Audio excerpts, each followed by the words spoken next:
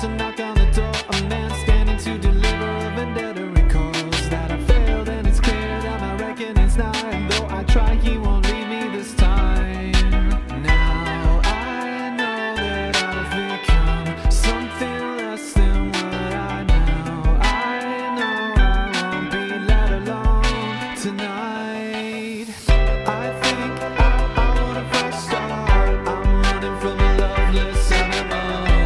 I want a fresh start. I'm running from a 4-foot criminal. I wanna see a lunatic who's finalized his hold on me. And I wanna just put some lyrics there.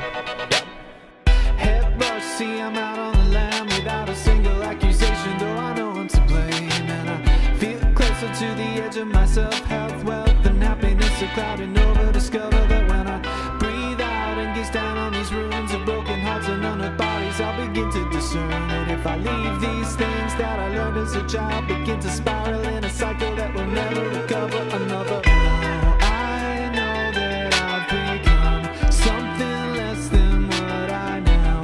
I know I won't be let alone tonight.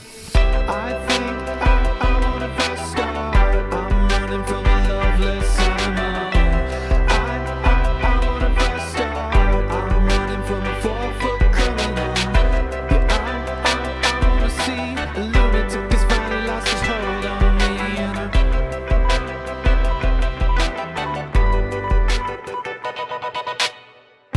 And soon she'll arrive and she's gonna bring you to your knees. Turn away from those eyes, 'cause you know she only ever leaves. Pray you won't stay the same, hold fast to those memories. When the clock strikes 12, you'll begin to delve beyond despair. Or so it seems, so it seems. And everything will be fine, probably. I think I want a fresh start. I'm running from a loveless animal. Yeah, I want a fresh start. I'm running from a 4-foot criminal. Yeah, I wanna see a lunatic who's finally lost his hold on me. And yeah, I wanna. Well, hello and welcome. David here from Blitz Breakdown Chess. Today is day 10. It is a Saturday. It is a glorious day because today, day 10, ding with the white pieces. Are we going to see a change in the scorecard? Are we going to see a move away from equality? Will Ding be able to pick up a win with the white pieces? It's been a very exciting World Chess Championship so far. And hopefully today will be a decisive result. We've been basically dreaming, praying of some kind of decisive result for one of the players, basically since game 4. And after the very dramatic opening where we had 2 wins in the opening 3 games, we have yet to see a win by either player. So it's possible that today could be that day. We'll have to wait and see what Ding has up his sleeve. And critically, if Gukesh is going to out-prepare him, remember the last game that Ding had the white pieces, he was the one who walked into Gukesh's preparation when he played the English, and Gukesh was the one to come up with the novelty and basically forcing Ding to spend a lot of time deep in thought out of the opening, where really things should have been the other way around. And we might see another situation like that. It might be possible that Ding completely surprises Gukesh. We'll have to wait and see. Coverage is going to start in about half an hour, actually less than half an hour. So to kick things off today, we are again going to go to Magnus Carlsen for his review of, I guess it was game 9, but I actually have the wrong one open here. So let's take a look. Let's see if we have, oh, there's game 9. Okay. All right, so let's jump into Carlsen's recap of game 9, and then we can take a look at Reddit and also see what Polymarket is saying. So let's jump into that. There we go. Game 9. Let's take a listen. This is the Catalan opening. They're playing at quite the pace. Ding chooses to go for something that is more directed against central control. Only kings remaining on the board in Singapore. We are 9 games into the World Chess Championship match, and the champion and his challenger are still tied after those 9 games, and after 2 roller coaster games in Game 7 and Game 8. Well, the players had left the amusement park today, and it was more about extreme accuracy. Welcome, everyone, to the Take post-game show with our 2 power pundits. And let's bring in the first one, Magnus Carlsen. Yesterday, you were like a kid in the candy store. You were so excited about every single move. How are you feeling today, Magnus, about the game? No, obviously this one was not nearly as exciting. Gukesh tried something else, something like a little bit more mainstream, although he again had his own little touch to it. But yeah, this game was obviously a bit of a letdown after the last couple. And the balloons, you guys, are back in the studio because we have another birthday to celebrate. He is an international chess master. He has 5.7 million subscribers on YouTube. He is bringing chess to the world, opening up the game for so many more people to be able to follow and enjoy it. Gotham Chess, the internet chess coach, Levi Rosman. Congratulations. Happy birthday. Thank you. That was an amazing intro. I would like it for the rest of the recaps, because we got world number 1 and I need kind of like the rest of the bullet points. So thank you. I appreciate it. Well, Levi, at 29 years old, and I'm sorry for saying your age out loud, but you're only 29 years old. You have achieved so much. And I asked Magnus on his birthday, and I'll ask you as well. Do you on a day like this reflect on everything you have achieved? I don't really do too much self-reflection. I'll just pause for a sec. This is just a pre-recorded video of a recap of Game 9. We're going to pick up Game 10 in a very short while. So about 25 minutes, less than 25 minutes coverage is going to start. So if you are just joining, doing a little bit of a recap, we're going to take a look at the front page of Reddit. Also what Polymarket says about the odds that are involved in today's game. And then we'll jump into the live coverage after that. Let's say on birthdays. But just generally, like throughout the year, sometimes it's nice. But I'll be honest, like today I'm just gonna work. We have this recap, and I'm currently relaunching my educational platform. So I'm gonna finish the recap, maybe take a nap because I woke up way too early today, and yeah, then I'm gonna work the whole day. But then I'm gonna have a nice dinner. So. Okay, I'm glad you're here. And Magnus, are you ready to sing the happy birthday? Well, I mean, I don't think I've ever been less ready for anything in my life. But I do wish Levi a very happy birthday. I remember turning 29 myself, and it wasn't a big deal. Exactly. He has a lot to The look pain forward hadn't to. started coming yet, so. Yeah. And Levi, you're making both me and Magnus feel very old today, by the way. 29, you're so young. Listen, I gotta tell you, physically, like I said, not a day older than 50, and I don't look it. To quote Magnus, I actually didn't even realize in the moment that is what he said, because sometimes we have it's hard to hear each other. There's like a lag, and I was like, I thought he said something along the line, but I was like, oh, that is what he said, and I will take it. You know what I'm saying? I'm a silver fox already, so. You look great, Levi, and everyone loves to hear you guys talk about chess. So let's dive into Game 9. First reaction, so we see it as a draw. There has been a lot of draws now in a row in Singapore. But after, and I said it, after 2 roller coaster games, Game 9 was more about accuracy. Where should we dive into this game? Yeah, I mean, Magnus, let's how start about- from the Yeah. The beginning. Yeah, I was gonna. The beginning, as always. Yeah, as always. It's a new opening today. I mean, the opening game that these 2 players are giving us, that's quite incredible. It is somewhat surprising to me since the Catalan, well, I'm sure Gukesh had some concrete ideas everywhere. Like, I'm sure he wouldn't just play the Catalan without being prepared for everything, even though the line that Ding plays is kind of his main weapon.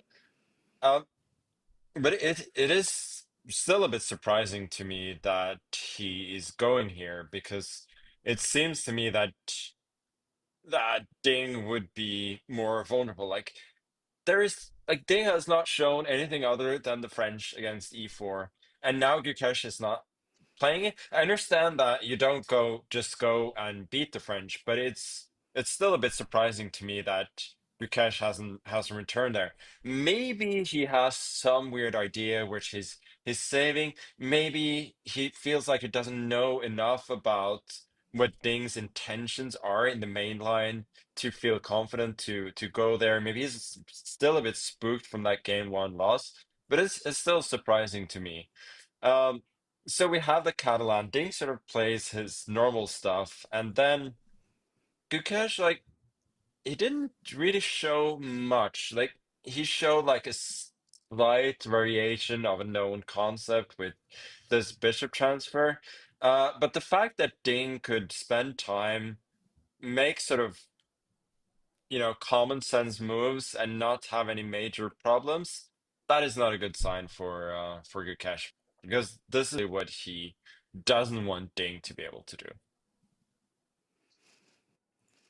I will echo a lot of that, and also I will say, I mean, Magnus, you've said things like Ding comes prepared for 7 white games with 7 concrete ideas. It really does feel like the concrete idea in this game came on the 10th move when Gukesh played this bishop to c3.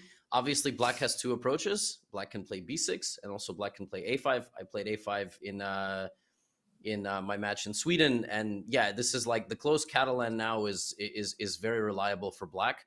But bishop c3, Magnus, I swear you've put the bishop on e3 in some positions, and sometimes you play h4. Like I never know all of the details, but bishop c3 makes some sense to try to play on the diagonal, but it really didn't work out, did it? I mean, the game sort of petered out pretty quickly, but there was one moment, which we'll get to. Yeah, the thing about this is I'm sure there were concrete lines with, I don't know, 94 looks natural going after the bishop and so on. And the thought was that if Ding plays like the normal way, maybe you have some lines in which you are slightly better, and maybe he just felt that this is the most he can do. But that's a little bit sad. And I felt like stylistically this wasn't a great choice. And Larry, as you said, like when it ends up just being a very symmetrical equal position where um again, Ding spent all his time, and as we will see, like Gukesh maybe had some minuscule chances, but yeah, I don't think we'll see this again from Gukesh. Okay. Well, at this point, this game had been seen 3 times before, I think, and there was a game between Anish Giri and Hans Niemann, and then Gukesh moves his queen, and that's the novelty in the game. Who came better prepared today? What team has done the best job? Well, I can answer that. Ding gave an interview after, like right after the game, as he's been doing with Mike Klein, where he's asked, about everything from chess to ice cream, and he said he hadn't reviewed the line, something along like that. He said, "Oh, my team has been telling me I'm overtaking Hans Niemann in rating, but I forgot to check his game because I know there was a game between Giri and Niemann, but I forgot to check the game." So I guess Gukesh came better prepared. But if we talk about meta strategy, as Magnus said, it was maybe a poor stylistic choice. So you were so well prepared, but you were prepared in the wrong way. So I don't know who won the preparation battle in that case.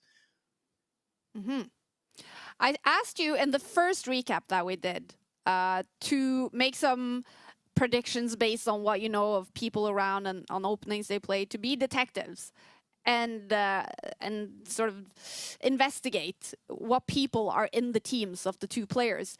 Is it just impossible to do it for this match because they keep playing so many different things, or do you have something to say on this? Do you have some suspicions to people in the teams? No, I don't think we have a lot to say, or I don't, at the very least. I think a lot of what Gukesh has been doing has reeked of Gaevsky, who we know is his main trainer, and then what what Ding has done has reeked of being unprepared or surprised, which we kind of unexpected as well. So, Oh man, I'm I not want to sure see we the can Twitter we can say that Twitter much. preview of this clip. Oh man. But Yeah, I think one thing that I'd like to actually get to the bottom of, and might emerge later on, is what the heck was going on when we got towards the end game where it was completely drawn, yet the players continued. So let's see if we can get a bit of a hot take from either Magnus or Levy on that part, because I think that's kind of interesting. Or both players. So, Levy, to summarize this game, what was it about? Solid. Solid. I mean, it's hard. Yeah, it's hard to give another word.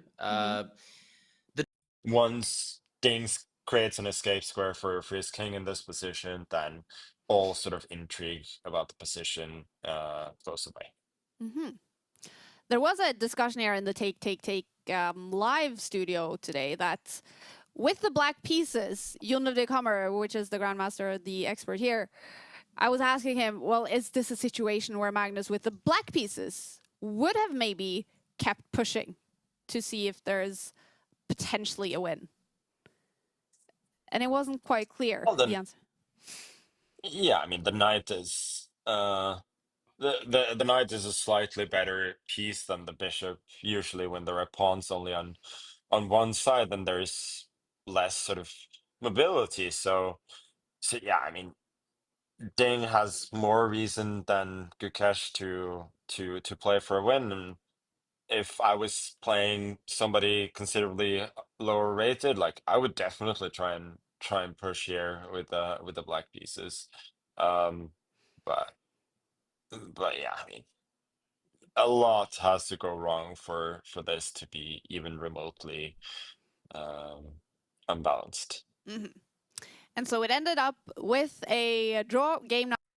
Okay, so maybe that gives us a little bit of an idea. Once we got to this position in the end game, Carlson says, okay, it's worth playing a little bit on 4, even if the engine analysis and practical chances are extremely low to convert this into a win. It is the World Chess Championship. You're playing for a lot of money. It's possible that your opponent can make a mistake. And yeah, maybe worthwhile playing on a little bit more. But I found it quite interesting that they played until the 2 kings remained and didn't accept a draw prior to that. So I'm not sure exactly what that was about, but obviously it could have even been like a more principled thing just to say, listen, I'm gonna maybe, I don't know, both players just had some kind of idea of saying, well, it might be a little bit more poetic to end this way instead of agreeing to a draw. We've come this far. But yeah, that is one thing that I was kind of curious about on Friday. Sorry, on Thursday. So let's jump into Reddit, front page of Reddit, and take a look at what we got. There are a couple of really funny things that I I saw. One was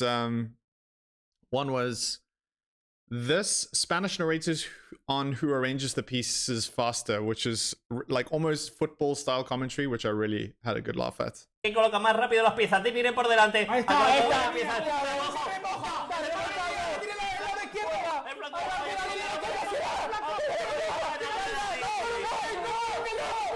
Pero nadie coloca al rey. Nadie coloca al rey, los dos pierden. Cuidado. No, yo creo que Dean Liner ha ganado el Which actually, after that game finished, might have been one of the more exciting parts of that game.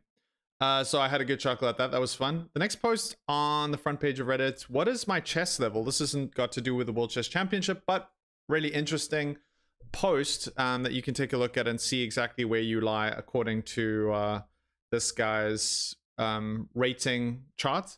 So less than 100 is this chess. 100 to 200. What is castling? 200 to 400. What is en passant? 400 to 500. Moving pieces around. 500 to 600. Trying some opening tricks. 6 to 800. Constantly leaving pieces on pre. 800 to 1000. Make many blunders. 1000 to 1200. Some basic tactical knowledge. Okay, yeah. So that's probably true. Advanced beginner. 1200 to 1400. Decent player. 1400 to 1600. 1600 to 1800, very decent player. 1800 to 2000, almost expert. 2000 to 2200, expert player. 2200 to 2300, almost master. 2300 to 2400, FIDE master. 2500, 2400 to 2500, international master. 2500 to 2600, grandmaster. 2600 to 2650, strong grandmaster. 2650 to 2700, top 100 player in the world. 2700 to 2750, super grandmaster. And then 2750 to 2800, top 10 player in the world. 2800 plus demigods. And 2889 Carlson. I think that was when Carlson was 23 in his prime, and of course above 3000. That's engine level, which I thought was maybe a good description of the varying levels of chess that you might be playing at. Shivam Shah says Peaky Blinders. Today, actually not Peaky Blinders, although they are kind of dressed in that way. Maybe it could be Peaky Blinders, but it's actually Sherlock Holmes. That was today's thumbnail. Let's get that up again. Here's the thumbnail for today. Yeah, we have Ding as Sherlock Holmes and Gukesh as Sherlock Holmes's nemesis, Moriarty. And yeah, that's the rivalry that I thought I'd go with today. But maybe we throw in Peaky Blinders later on. We'll see. Okay, so back to Reddit. One funny thing that happened yesterday, of course, being a rest day, accidentally started the stream. FIDE accidentally started the stream, and it ended 10 minutes later. So I think probably what they thought was like, oh, they're playing chess today because it was Friday yesterday, but of course a rest day. They started coverage of game 10, and then whoever was streaming realized, oh, whoops, I've made a huge mistake, which does tend to happen. So let's head back to the Reddit front page, and then we'll take a look at Polymarket after this last post. This was kind of an interesting post. So Mark Tiamanov, I think it's pronounced that way, Boris Ikov, and Andor Lienthal, Vasily Smyslov, playing in 1964. All of these players, very, very experienced players, and it just showed the guy smoking on the bottom left. Completely different time.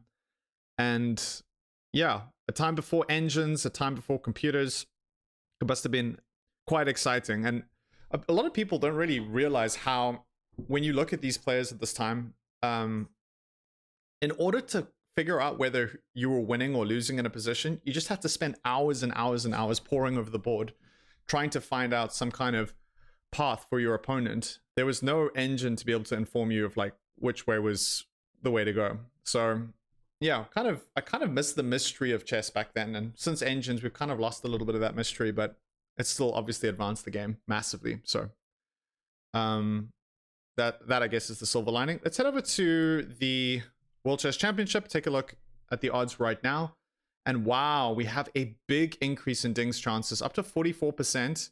And that is because today he has more games with the white pieces, but still, considering everything is equal, Ding is still nearly double his odds that he was before the World Chess Championship started. And essentially nothing's changed except for the fact that Ding has the advantage with the white pieces. But as the tournament has progressed, it showed that the bookmakers are really favoring Ding more and more as we head towards the last stages of the tournament. Today, of course, day 10. And we're 10 minutes away, speaking of 10, from kicking things off. And maybe a little bit of an opportunity to give us a reminder of what openings we've seen so far. Okay, so we had 10 games played so far. And what I'd like to focus on are the games played by Ding. So we started off with the white pieces. Ding started off in game 2 with the Giaco Piano game of the Italian. That was a draw. Game 4, he played the Reti knight to f3. Game 6, remember he played that long sequence of London theory that I think at some point there was a novelty pretty deep into the London system. Then in game 8, he played the English. And now in game 10, his 5th game with the white pieces, we'll have to wait and see what he shows up with. But yeah, I think that'll be pretty exciting. Let me know where you guys are watching from, what you got planned on for your Saturday. It's going to be a great day today. I'm very excited about today's game of chess. And it could be It could be a situation that we have a decisive result, and I'd go as far as saying that whoever wins this game, if there is an outright winner, probably you would expect them to be able to hold until the end and just try their best to draw the remaining games. But it's very, very possible that I think Gukesh playing with the black pieces, unless he sees something very clear to go for, he's probably going to be playing quite conservatively. Unless we have a situation like we saw in the previous game where Ding had the white pieces. So 2 games ago, where Gukesh kind of surprised him with some preparation after Ding kicked things off with the English opening. And yeah, I think we're going to have a really exciting game. Let's take a look and see if the coverage has started yet. It's going to start shortly. It should have actually started already, but we are waiting for the pictures of the players arriving. And Morris Ashley should be here shortly to introduce the players and do the honorary first moves by the dignitaries. We'll see if we just have 1 dignitary today. But yeah, it's gonna be really exciting. So if we go back to game 8, let's take a look. Game 8's kind of important because of the fact that we can maybe pull up in the analysis board. Let's just jump back, see if we can find game 8, round 8. So round 8 was a very exciting game. We had the English. So let's go to the moves here. See if we can jump back to the beginning. Yeah, we had the English opening and Ding with the white pieces. And I think at what point did we see a big deviation? It was already pretty early on. Okay, so Gukesh retreated with the bishop. He had obviously prepared this this move. It had been played 640 times prior, but it was a pretty important move just to get us in the right direction in terms of creating a new game. Knight to f3. And then Gukesh responded with d6. We had g3. And already here, just down to 8 games. The last 2 moves from Gukesh were really interesting. And the idea here is that you give up your dark square bishop and you kind of create this very, very strong pawn structure in the center of the board. And this was kind of a critical or a very important idea after giving up the dark square bishop. You're taking control of all the dark squares. So white still has a dark square bishop, but yeah, obviously this dark square bishop is pretty ineffective when we have all of the pawns holding all of the dark squares. So usually you wouldn't necessarily want to say give your opponent the bishop pair out of the opening, but if you do, this is a fantastic structure to kind of keep the dark square bishop at bay. And obviously this game progressed and ended up in a draw, but it might mean that we have a situation where Ding is really discouraged to start off with the English, knowing that it's clear Gukesh has spent a lot of time preparing, studying, doing all of this crazy work, homework, knowing that Ding really does enjoy playing the English. And a bit of a reminder, I did pull this up in the previous game that we looked at. Let's see if I can find it. Yeah, here we go. I'm just going to pull this up onto the board here and get this nice and big. These are, this is kind of a database of all of the times that Ding in his career has had the white pieces. And what has he kicked things off with? Typically d4. That's been his go-to. 543 games starting off with d4. Just 158 with one c4. And okay, I say just. I shouldn't be saying just because that's clearly his second most favored opening, the English, and that's what we saw in the game that I just showed you. And I think that he might be more inclined because of the fact that it appears Gukesh is quite well prepared with that English opening, that he wouldn't want to necessarily play that and maybe head back to something more solid, d4 or knight to f3, which is a little bit more flexible. You can still play d4 later on, but certainly gives you a little bit more in terms of options, allows you to react more to whatever black decides to play. e4, surprising that Ding actually plays one e4 very, very comparatively rarely to all of his other openings. Less than, I guess, like sort of between 5 and 10% of the time he starts with e4, and then just one solitary game where he played g3. So pretty unlikely that we're going to see that. But yeah, that gives us a little bit of an idea. And you can see also the statistics in terms of how often he wins with the white pieces. So you might say, well, look, he plays e4. I mean, he has a pretty good track record with e4, but the sample size is not big enough for us to really kind of deduce much from that. It could also have been the case that he played e4 a lot when it was early on in his career, and he was playing against much lower ranked competition. So we can't really trust this kind of sample. And the same might be true about knight to f3 as an opening move. But clearly he's more comfortable playing d4 and c4. But I think out of those two options, considering the last game, Gukesh really sort of surprised him with this preparation. Probably expecting one d4. But I can say this, what do I know? I've been wrong 3 times in a row when I've tried to make predictions on the first move, so I won't speculate too much. But yeah, that gives us a little bit of insight in terms of what's going on here. We do have the players live in the venue. Gukesh arriving. Ding also getting ready to take a seat. Welcome to the real one, and Shivam Shah in the chat. Nice to have you guys here. Get the browser volume up so we can take a listen to Ladies and gentlemen, and children of all ages, welcome to Game 10 of the 2024 FIDE World Championship, held here at the Aquarius Hotel in the luxurious Resorts World Sentosa in lovely Singapore. I'm Maurice Ashley, and it is my distinct pleasure to introduce the 2 players who are competing for the title of World Chess Champion. First, the challenger from India, Gukesh Damaraju. Hey, let's go. Woo. And from China, the world champion, Ding Liren. Let's go, Ding.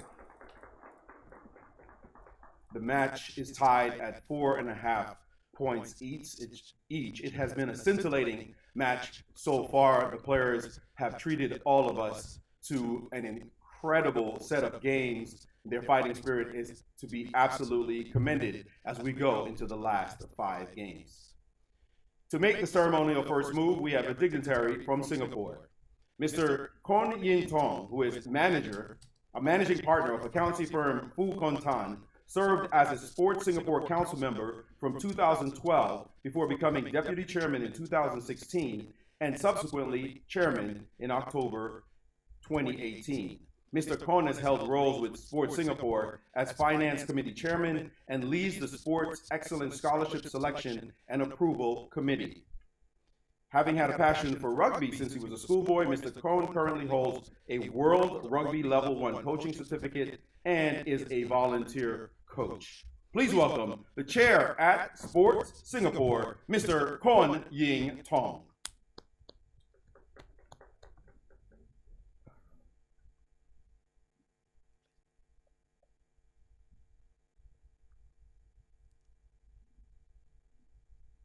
All right, there we have the first move.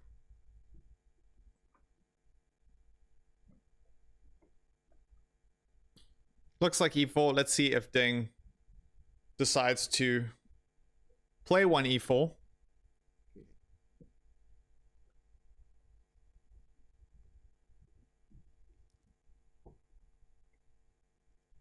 And with that, let the game begin. Hey guys, I'm so stoked. I'm finally right for once. I was like, Ding's gonna play d4. We have it on the board. I'm so happy. We have... All right, knight to f6, knight to f3.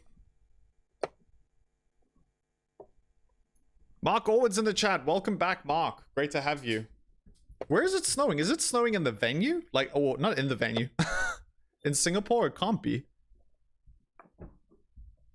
Okay, we've got another London. We've got another London. Been reading Levy's book all day. Oh, awesome. Nice. Mark Allwood's getting his chess skills nice and sharp. You'd love to see it. All right, we do have... Finally, we got the players' flags right. So we've got the Chinese flag and the Indian flag. Yeah, how to win at chess. That's right. Very popular. I like the design of the cover as well.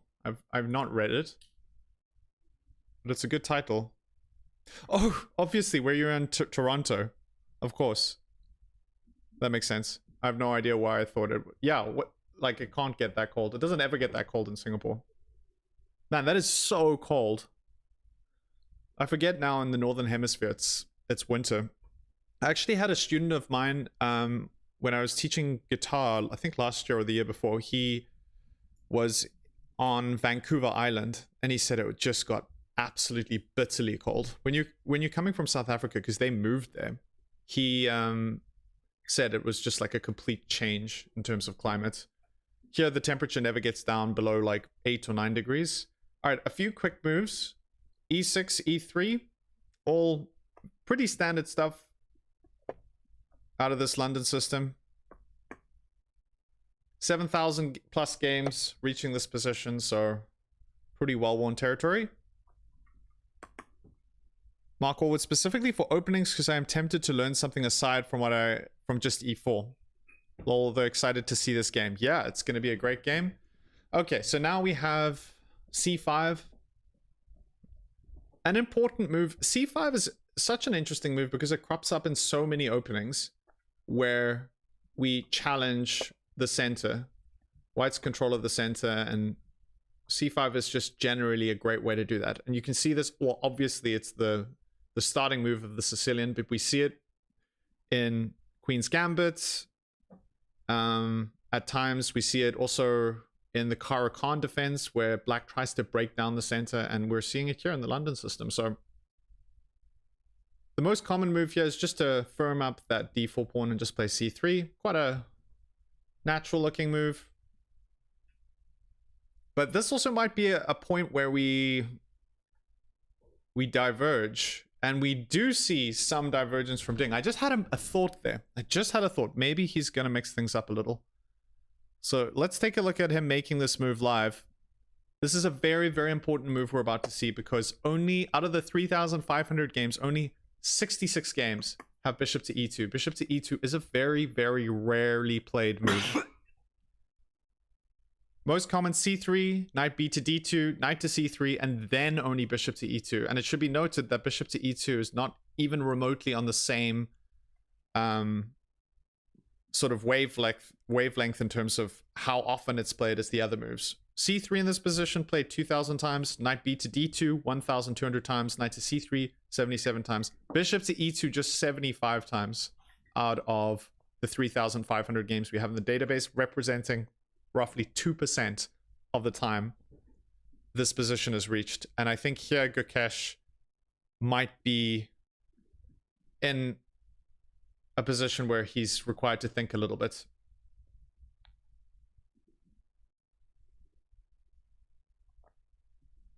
Whoa.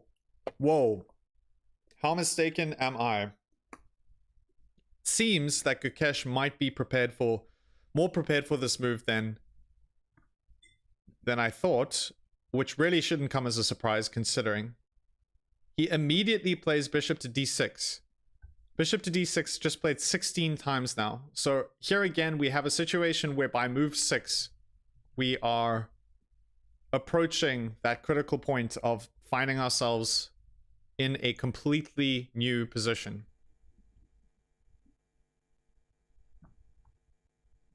Ding already stressing, lol. Man, it looks like that, doesn't it?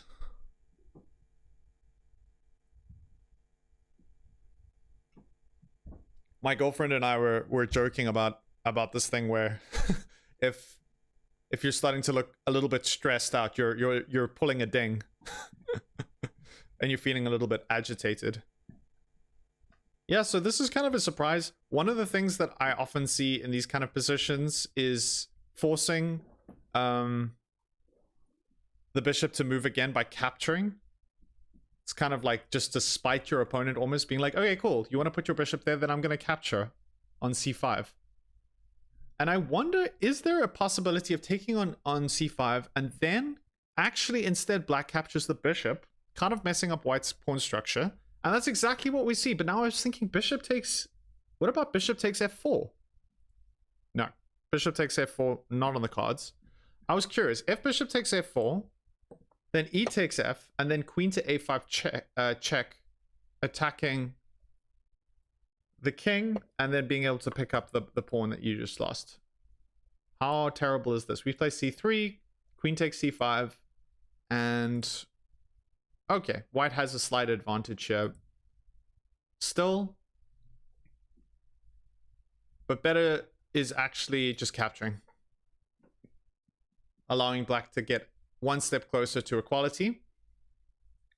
And now the engine's preferred move is just a castle here. Kind of makes sense. You can also play c4, which is quite interesting. And c4 might come as a bit of a surprise. So only 6 games in this position. Every single one of those games, white castles. If white does anything other than casting in this position, we will have a new game. That's how natural castling is that every single time folks get into this position, they're like, yeah, castle's fine.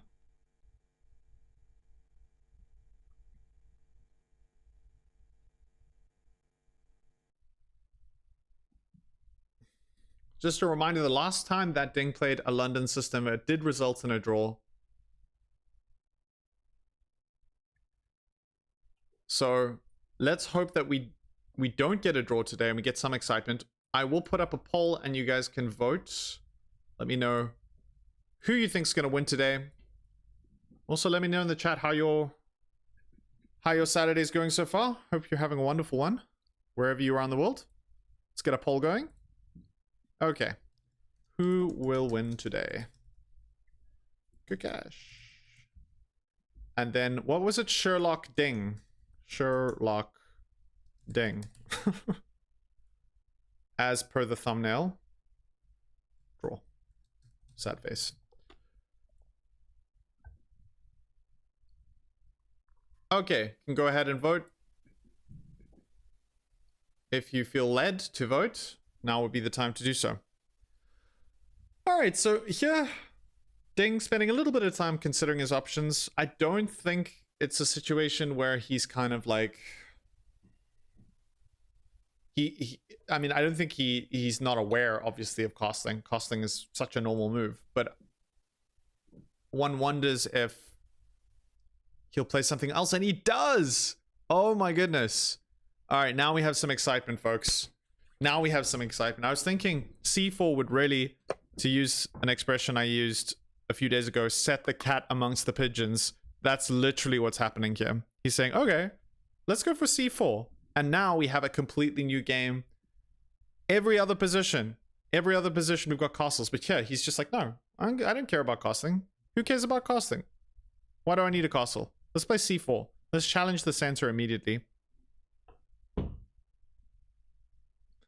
And now I would be quite surprised if Gukesh is like, oh, I've already studied this. This is a tricky one. This is a tricky one.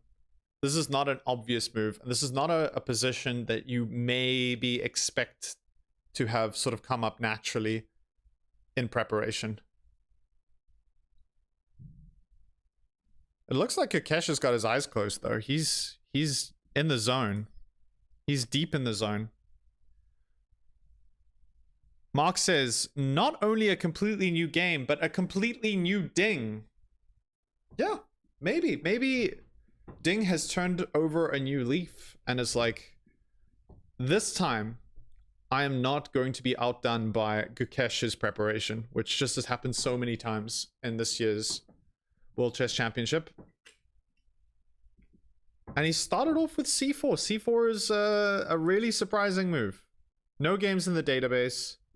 But we are going to see a response from Gukesh, and a pretty quick one at that. Gukesh just castles. Wow, really interesting. Okay, so we have c4. I mean, it's possible that we could transpose back into some theory if if Ding now quickly castles, which could happen. I mean, it stands to reason that castling's fine. Queen to c2 is also fine. I think the problem is if we castle, say d takes c, and now queen to c2 is an option. All right, we're getting a couple of quick moves on the board. This has all of the makings of a potentially exciting game, considering how quickly we've deviated out of familiar territory. Ding does indeed castle. And now, if Gukesh decides to capture, say D takes C, we don't actually have to capture back immediately. We can play queen to C2, delaying this capture. Queen to C2.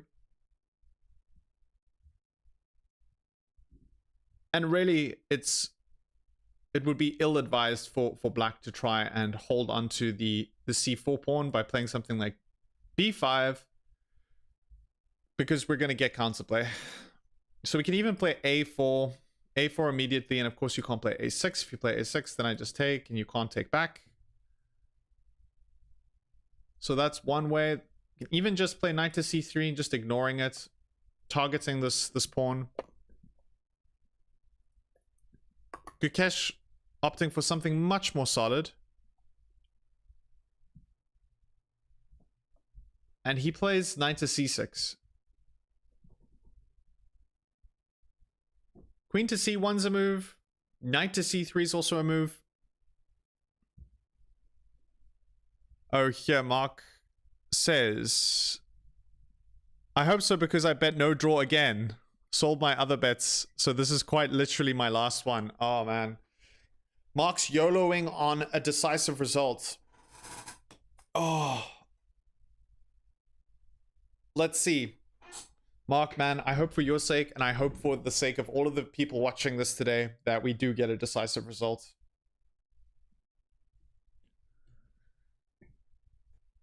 We're getting still quite a few quick moves, and this suggests that we might somewhat be in the bounds of preparation still.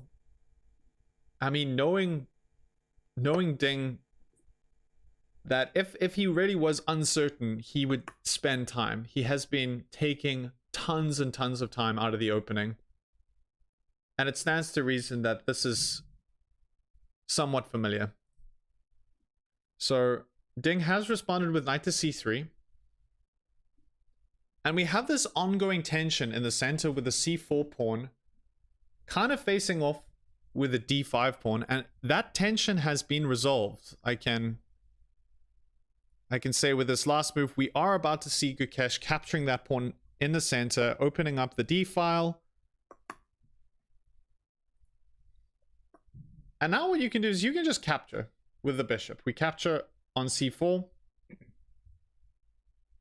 can also play queen to b1, which is an interesting strategy. I guess the idea with queen to b1 is, I mean, perhaps is white ever really incentivized to exchange queens here? Or black at least? Probably not. I mean, we're gonna get a pretty boring game. The other problem, the one of the reasons why black is not incentivized to exchange rooks here is the bishop on c8 is actually quite poorly placed. The two rooks on the 8th rank aren't connected and can't, as a result, challenge for the d file. So just to give you a little bit of an inkling of why, if, for example, Gukesh takes and it's like, okay, I want to get pieces off the board, I want to try and take a draw. All right, the engine still thinks this is like pretty equal. But just optically, if we look, these two rooks on the 8th rank, they're not really connected. The bishop still needs to be developed. And I mean, I guess you can play bishop to... It feels pretty risky developing the bishop to d7 because then you can threaten this knight. And at the very least, white's going to walk out of this with doubled pawns, maybe more. So b6 and then bishop to b7 is just a little time consuming. Probably b6, bishop to b7. While that's happening, I want to play maybe bishop to g5 and takes, and maybe at some point soon I have some threats of putting the rook in on d7, which is going to be just a little bit of a thorn in your side. So some considerations here for Gukesh in terms of exchanging. Of course, when you're playing with the black pieces, exchanging queens, trying to simplify, get closer to a draw is something to play for, but you definitely don't want to trade off queens if it's possible for your opponent to get some kind of advantage, especially if it means just giving up the d file for no reason.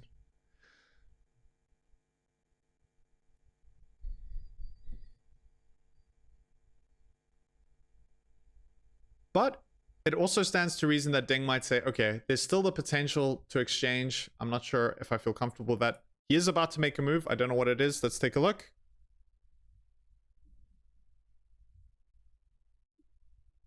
Okay, he does indeed capture with the bishop. Recapture with the bishop, I should say. And if I had to guess, I would imagine that Gukesh is not going to take that queen. And the reason for that, apart from some of the lines that I just looked at, I think part of the fact is that Gukesh, even with the black pieces in a position like this, might think, you know, I still have plenty of opportunities.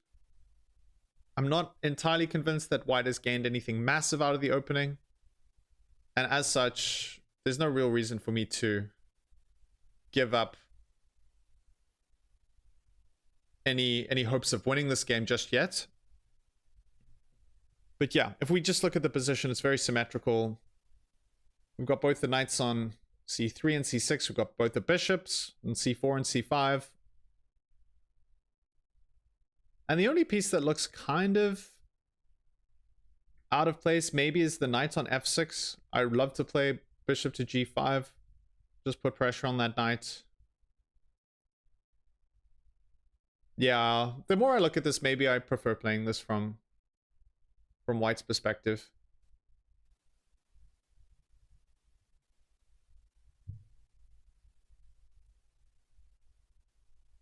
Oh, it should be noted that we've transposed back into some more familiar territory. So clearly this c4 move was a novelty in that it usually isn't played in this move order. So there were 0 games up until, yeah, we have bishop takes. And now actually there are 37 games that have reached this position in the London system. And we have a very, very high, unfortunately for Mark and for all of us, draw probability. 63% of the games that reach this position result in a draw. 18% win for white, 18% win for black. Like, maybe not worth spending too much time worrying about that because the sample size is very small. It's just 37 games. So it stands to reason that both players are still playing for a win. The most common move here is a6. a6 can play rook to c1. Then possibly queen to e7. Whoops, not queen to e8, queen to e7. And then bishop to g5. Oh, the engine evaluates this quite favorably for white. Mark says, man, just cannot win lately. Whatever this time, I won't be mad if it's a draw because betting is too stressful. Yeah, that is the downside of putting money down. It creates excitement, but it also creates stress. Double-edged sword. Enjoying the chess, that's the main thing. Yeah, main thing. And still, like, don't just give up yet. There's a lot of chess to be played. I really wouldn't read massively into this. Obviously, the reason why it leans towards a draw in terms of outcomes is because of the fact that it's a very symmetrical position. There's not a huge amount of imbalance. We have the same pawn structure on both sides. And basically the same pieces in the center. I mean, if you actually looked at the real difference in this position, is that black's light square bishop isn't on f5. If it were, then it would be a completely symmetrical position. So often this kind of extreme symmetry results in drawish games because of the fact that there are no imbalances.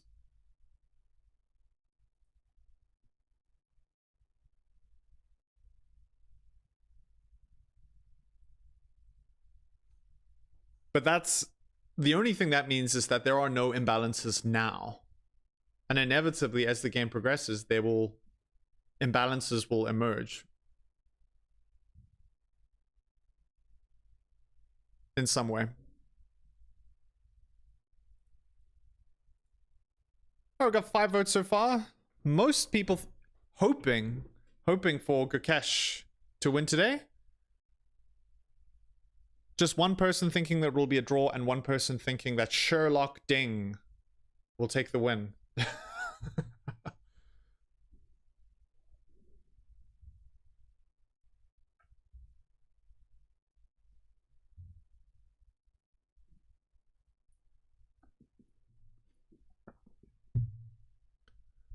Super.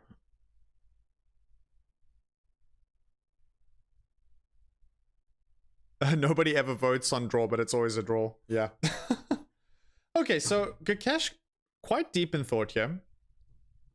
A6, a very reasonable move. If we actually look at the engine, out of the 37 games, there are a wide range of moves that you can play here with the black pieces. I think the move that we would hope for, that would give us the best chance of maybe a decisive result, Queen to e7, I think. Queen to e7 could be a good try in terms of keeping the queens on the board, not allowing such a sort of one-dimensional situation where queens are off the board. We've got a very symmetrical position, similar pawn structure, yada yada yada. A little bit boring, but at the very least, if we keep the queens on the board, then there's options for things to happen. So I understand why Gukesh is spending some time thinking.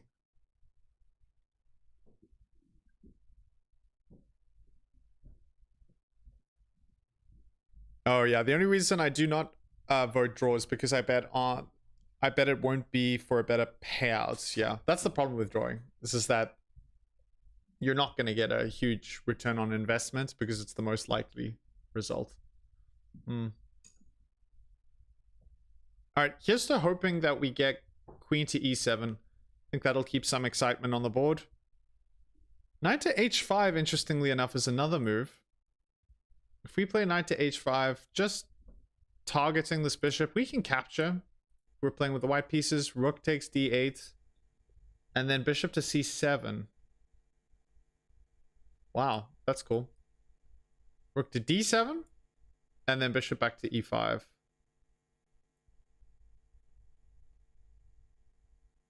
Yeah, bishop to e5. This could create some interest here. So even in some situations where the queens come off the board, it's still obviously generally pretty drawish, but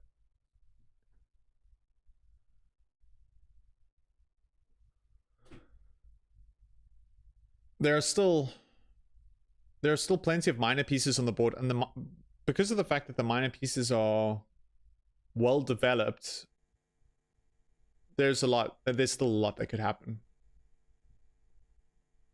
Swastik 004, welcome to you. You're late, what did I miss? Okay, let's do a little bit of a revision for you. Not too much, actually. Not that much. So we had, let's just go back to the beginning. We had Queen's Pawn opening. We had another London system by Ding. But he actually deviated pretty early on by playing Bishop to e2, which was a surprise. Only 66 games in the London system out of the thousands reached this position. Then we had this exchange of pawns in the center, castles, and we kind of transposed back into more familiar territory.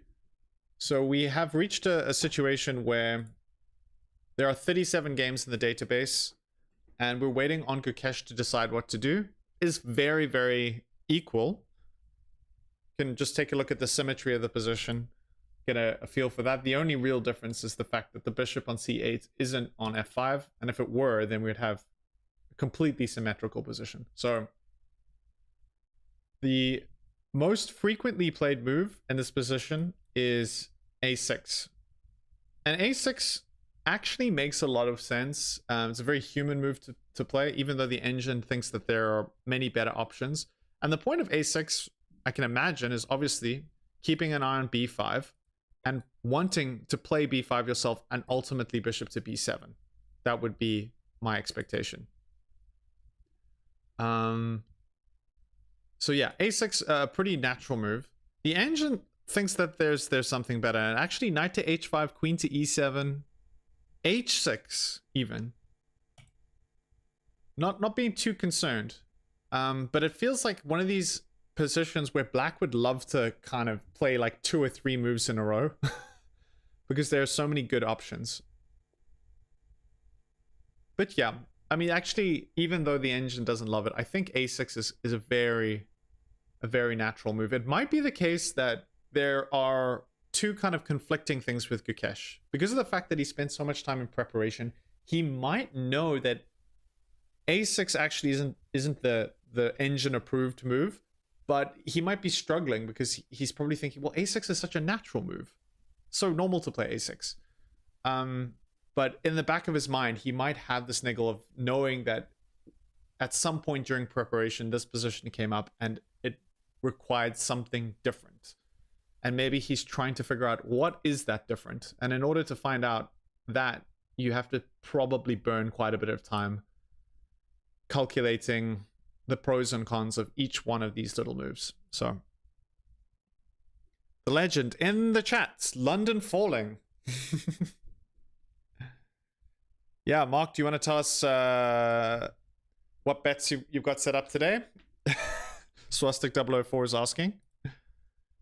All right, we've got 7 votes.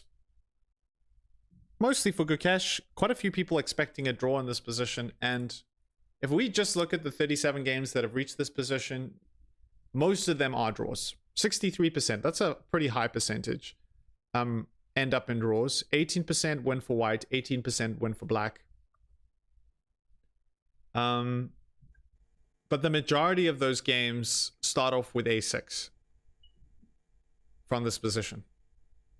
Out of the 37 games, 21 play a6, 5 play queen takes d1, 3 play knight to h5, 2 play queen to e7, 2 play b6, 2 play bishop to d7, and just 1 plays bishop to e7, and 1 plays h6.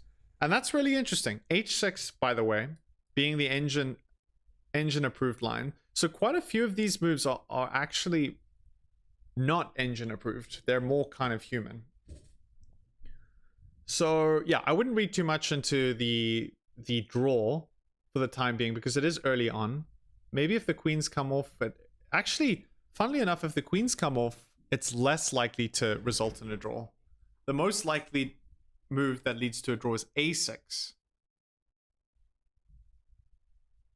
So yeah, I think Gukesh is probably juggling all of these different lines in his brain and trying to figure out which one yields the best chance for black. We'll see. Swastika004 says, queens off the board, then most likely a draw. Yeah, so this is the thing we were talking about, which is a little interesting. This is that if, for example, Gukesh decides to take, right? And we respond with rook f takes d. The one issue that black has here a little bit is the fact that we look at the analysis board. If you exchange queens, take a look at black's 8th rank, right? You would much prefer to be able to have these rooks kind of talking to each other so that you can challenge for the d file and place a rook on d8, and you know, you can decide what you want to do then.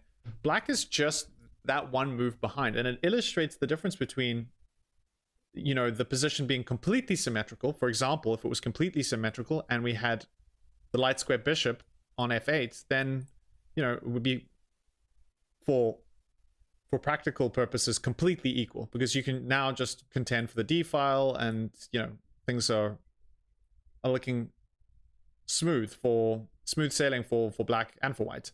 But because of the fact that this bishop is, you're just behind a tempo, which is essentially the same tempo that you're behind out of the opening.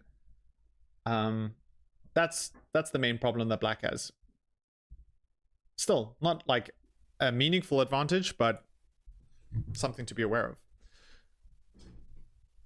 So I think this might be a little bit of a problem for Gukesh, saying, well, if I do capture, exchange queens, I know that I'm gonna be giving up the opportunity, say, to win, possibly. Might be a little bit harder to win, but it might be a little bit easier to draw. So, and every time we've seen Gukesh faced with that kind of situation where it's like, okay, safety, higher likelihood of a draw, or higher likelihood of me winning, he's usually gone for the more aggressive approach. It hasn't quite served him so far, but he's come so close on many occasions. So yeah, we'll keep an eye on things, and hopefully we'll get an interesting line from Gukesh, especially considering how long he's thinking.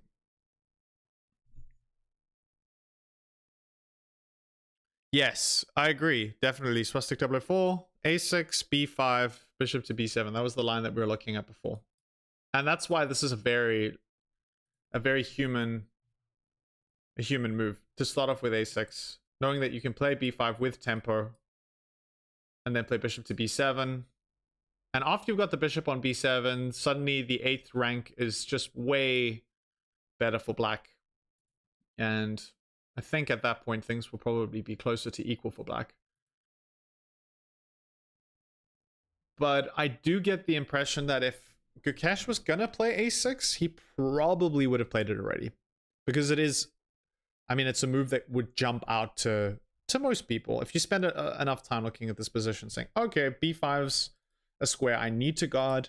And if I start off with a6, I'm going to be able to pull the trigger on b5, pick up that missing tempo, put the bishop on b7, and I'm going to be golden. But Gukesh is calculating something else. He's looking at different options. It might be the case that he still returns back to a6, but I think he's seriously calculating something less obvious here. And the less obvious moves are numerous. That's the problem with this position. There's h6, knight to h5 is a move, attacking the bishop. And then maybe you initiate an exchange here. And you play bishop to c7, attacking the rook. Rook to d7. And I guess this would be a little bit of an irritation as well. I mean, you still need to play then b6 and then bishop to b7 later on. And bishop to e5. That's not the best move, though. Engine says bishop to e5 is fine. Okay. Knight to f6. And then what? Bishop to g3. Yeah, and this just doesn't look like it's really going anywhere. So this might be unappealing, to be honest, for both players. Knight to h5. Okay, so not knight to h5. Let's try h6. Then maybe queen to c2. Knight to b4, queen to e2, and knight b to d5. Oh, this is a little wild. Knight f to d1, horrible pin, queen to e7. And yeah, probably looks more complicated than it actually is. Bishop to e5, or maybe not.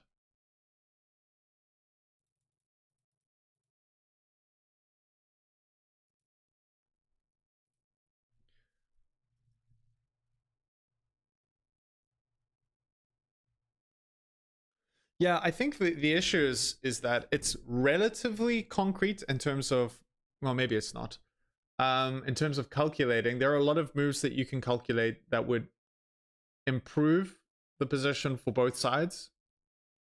And as such, it's a situation where Gukesh needs to take quite a long time to consider his options. I mean, back again to the opening. Out of the 37 games played, there are 1, 2, 3, 4, 5, 6, 7, 8 options. That's not including the engine options, by the way. Some of them overlap, but like, that is a lot. That is a lot. And each one of those options are reasonable in their own rights and require pretty in-depth calculation. So this might be the game that out of the opening we see the time advantage going in Ding's favor, because it's very clear that Gukesh is out of his preparation right now.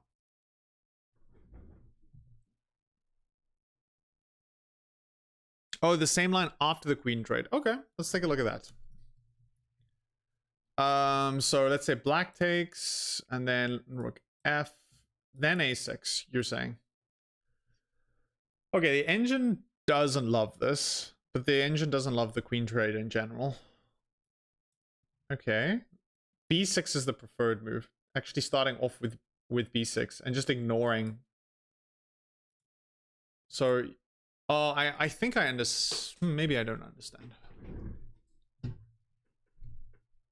a6, what can you do here? Bishop to e2. Just move back with your bishop. And now play b5? What's the threat here? If you play b5, rook d to c1. Oh. Oh. Okay, so this is the problem. White is going to get counterplay pretty quickly along the c file. So instead of playing a6 and then b5, if we start off with b6, now the counterplay that white would like to get is kind of shut down by the fact that the bishop on c5 is supported by the pawn on b6. If instead you play a6 and then b5, you can see this bishop is hanging, and if you play rook to c1, you're threatening to unleash an X-ray attack, attacking both of these pieces at the same time, and it just gets messy. So this is kind of the idea for black, is to say, okay, I need to develop quickly.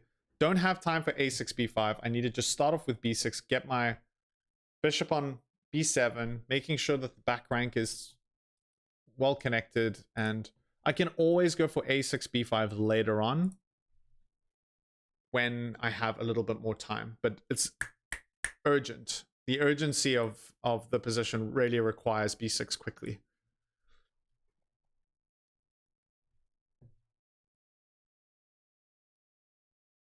All right, Gukesh, still thinking. Let's get a close-up.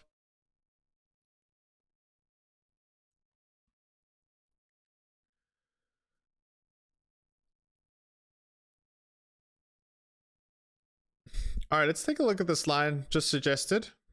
This is unlikely, would be a delight to see there. All right, so let's kick things off.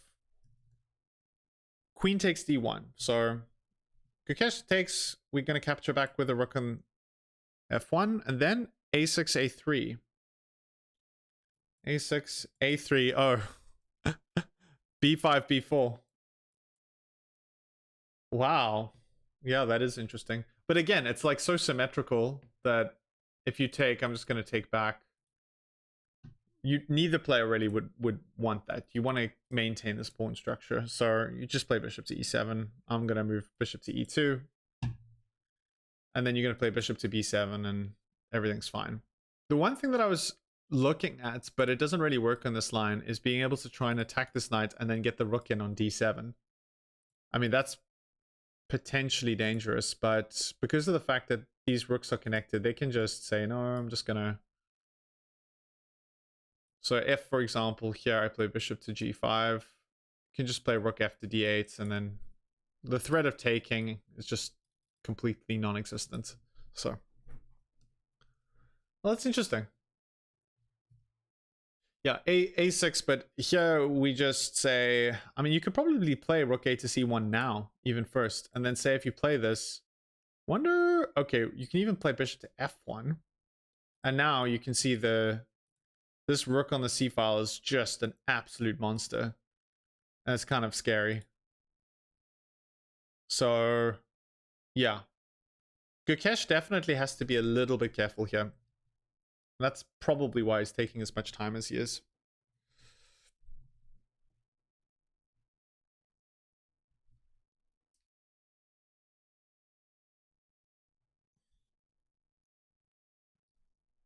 All right, Ding has left the board. He's left Gukesh to ruminate. I wonder if Ding is just checking out the snack situation. I wonder like what kind of snacks they have there. You know, you're playing in the most important chess tournament on Earth, and I would assume that they have whatever snacks you want. Like there's this thing. I used to be a touring musician, believe it or not, and they had what they call a rider, where if you go somewhere and you're playing in a band or whatever, if you go and play in like a really big tournament, all of the small venues, the rider is pretty small. It's not like they don't have the resources to be able to sort you out. But if you're playing for like a big venue, or for like New Year's or something, then there's a rider, and the rider is basically just a form that you fill out and you say what you want. So like, what kind of food do you want? What are your expectations in terms of other things like sound, backstage stuff? Do you want like a room? Obviously, I never was running at that kind of level, but there were some of the bands that we met were pretty well known in South Africa, and they had these kind of situations. All right, we're about to see a move. Let's jump over. Gukesh about to pull the trigger. What's he gonna do? Is he gonna play queen to e7? Is he gonna exchange queens? Is he gonna play a6? None of those options. He starts off with knight to h5. Wow, okay. Knight to h5 has been played on the board, and I very briefly looked at knight to h5. Out of all of the openings, 3 games, we had knight to h5 on the board. And the best response now for white is knight to e4, or to actually exchange queens. Knight to e4 leaves a slightly larger advantage. Maybe not the easiest move to find. So just giving up your dark square bishop takes. Oh, you don't take. Oh, of course, you give up your dark square bishop, but then you capture the... So can you retreat with this bishop to e7? Yeah, let's do that first. That makes more sense. And then you can actually play bishop to d6. Wow. Okay. And if you just exchange, oh no, let's just take a look at this line a little bit more. Takes. Oh, we actually start off with queen takes, rook takes, and then knight takes on c5. Okay, the knight's hanging, so it needs to find a new home. But we can actually play b6 here. I always love these kind of positions where you have pieces on other sides of the board being attacked, and you can have a little bit of a weird roundabout exchange. Rook f to d1. Okay. B takes c. Do we exchange rooks first? Yes, we do. Knight takes, and then we capture on f4. Yeah, okay, so white supposedly has an edge here. I imagine where that comes from, in that we have a target. We have actually a big target. And I think if Ding can play this accurately, he will come out of the opening into a middle game where he has some very clearly defined goals. And that is being able to see, okay, c5 is potentially weak. Not that easy to defend. Play rook to c1. Maybe try and get some kind of attack. Maybe even bringing my king into the game. Trying to put pressure on this pawn. And if we can pick off that pawn, then we've got a 2-to-1 advantage on the queen side. Something to play for, maybe. Again, a situation where Ding has a small advantage and it's risk-free, which is always good when you're playing with white pieces. So this might have been an oversight of Gukesh.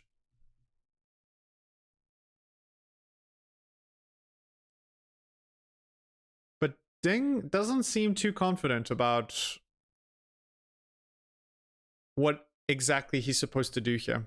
It's not necessarily the most obvious move to play knight to e4. Kind of a bit tricky to see exactly what you're achieving. But I don't know, maybe it is.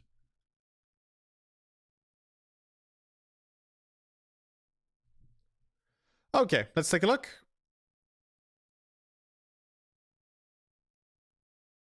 Why does Ding look like he just woke up now? Yeah, he does. He does have a little bit of a dozy vibe going. Yeah, he could have overslept.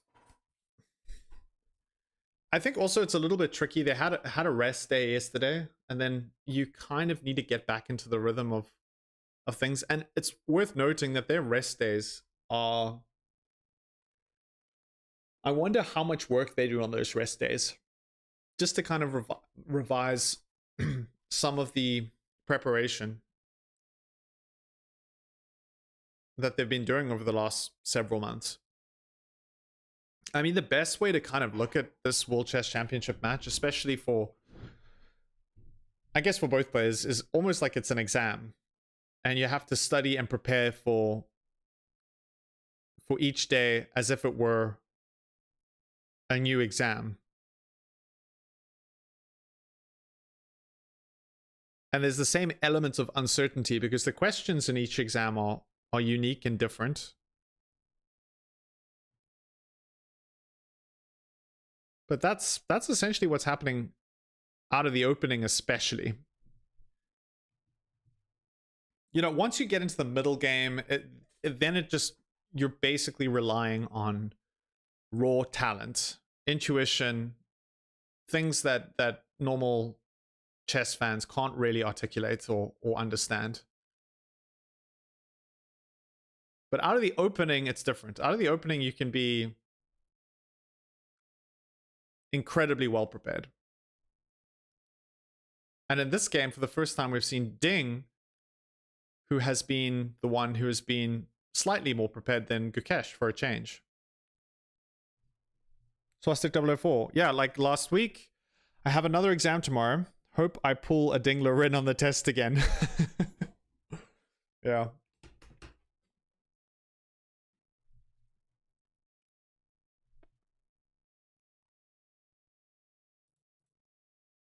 Oh, we have 11 votes in so far. 45% for Gukesh, 18% for Sherlock Ding, and 36% say draw.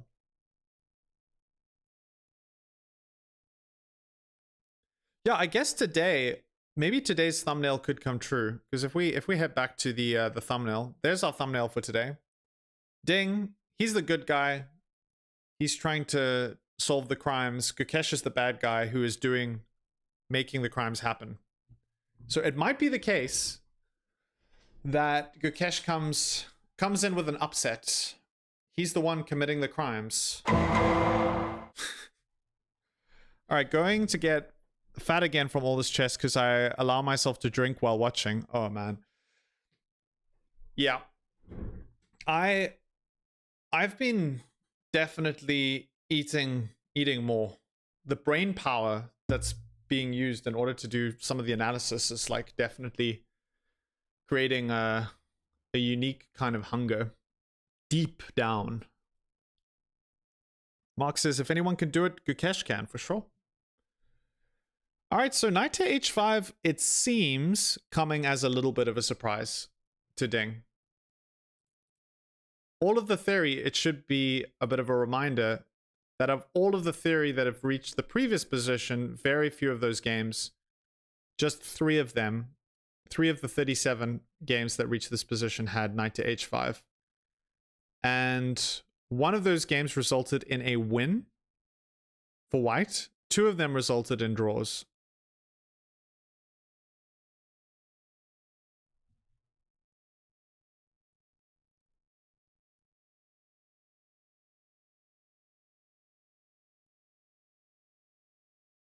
For me, it's just chugging down gallons of water. The worst thing about doing commentary is you do not really want to eat while talking, yeah. For your sake. I try to avoid that. But usually what I do is if I'm going to eat something, then I'll just turn the microphone off so that you guys don't have to be subjected to me chewing publicly. I feel like if I did that, my subscriber count would automatically just drop by the hundreds. Do you have dinner before you go live? So...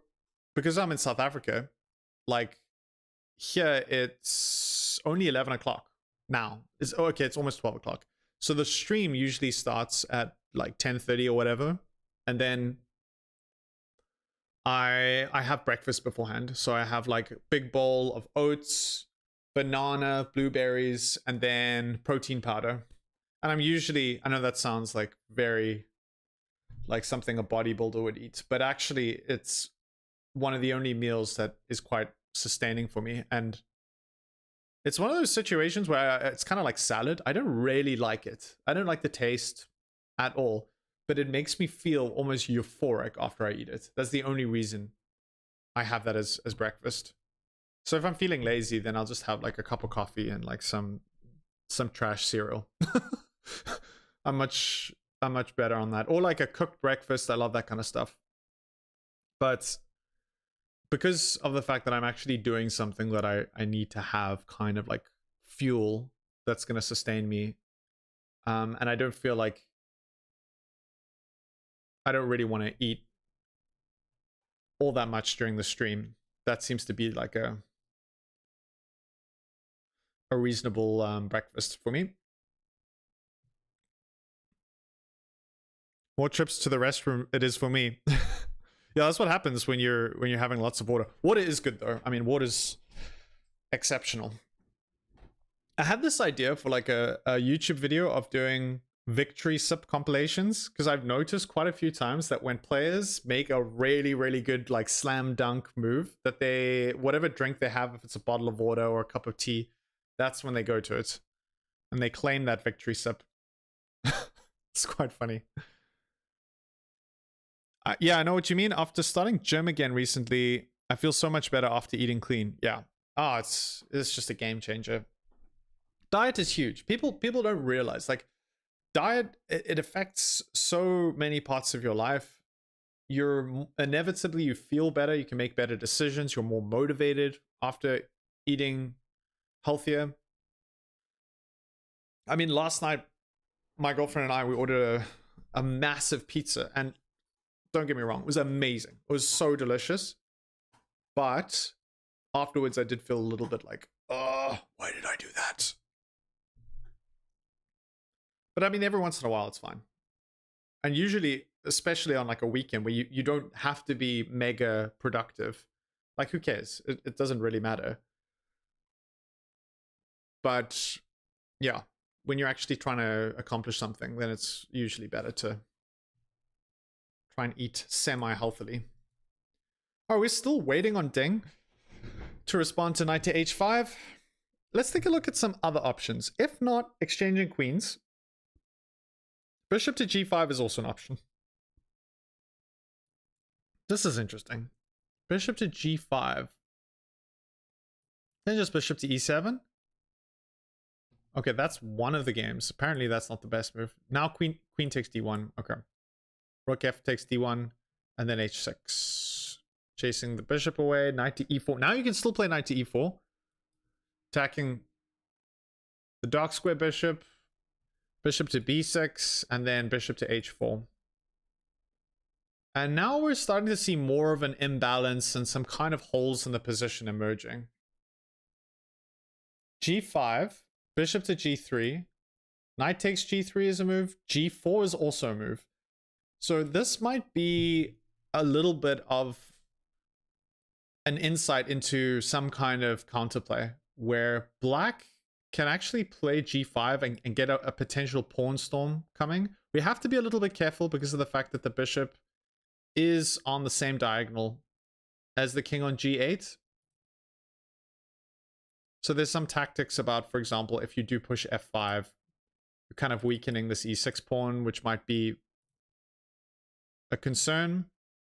And also you're opening up your king. Maybe you want to play a move like king to g7 first.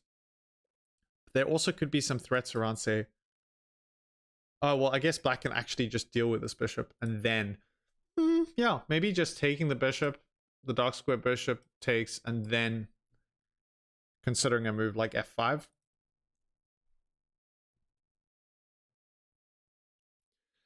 Neon Hills, welcome to you. If you're enjoying the stream, please smash the like button. I couldn't agree more. I appreciate that. Thanks for the reminder. This is one of the things they always say, like when I first started doing stuff on YouTube, they're like, oh, you should always remind your audience to hit the subscribe button and do the like thing. It helps the stream. But I just often forget to say it. So thanks for the reminder. Appreciate that. Is there a thumbs up emoji? No. Why is there no thumbs up emoji? There's just a heart. All right, let's just do this one. Whatever. Wish I could smash it more than once. Yeah. Oh.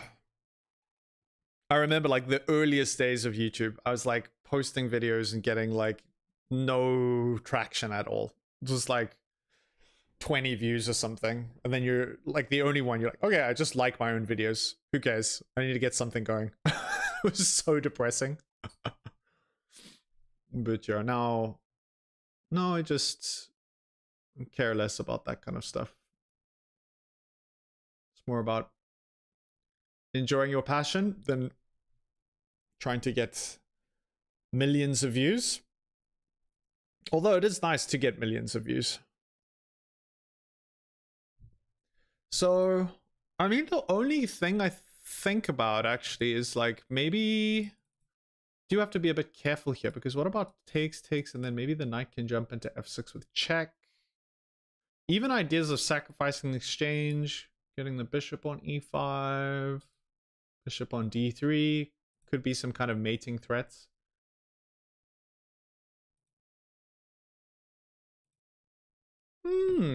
Yeah, I'm starting to maybe believe a little bit more in this move. And maybe Ding is too.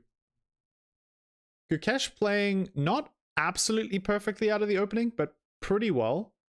99.3% so far from Ding and 98.6% from Gukesh.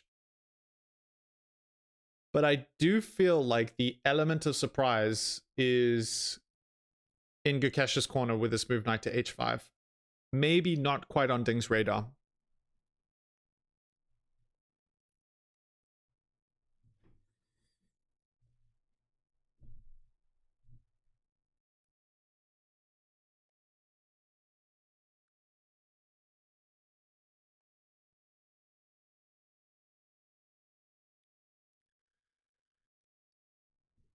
Okay.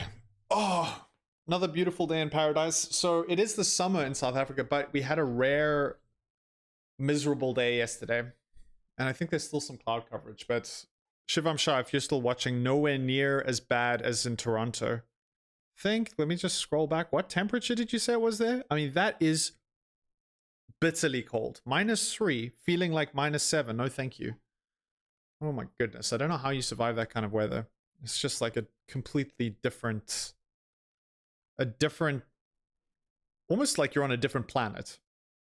It's terrifying. I wouldn't even be able to imagine being in a place where it's that cold.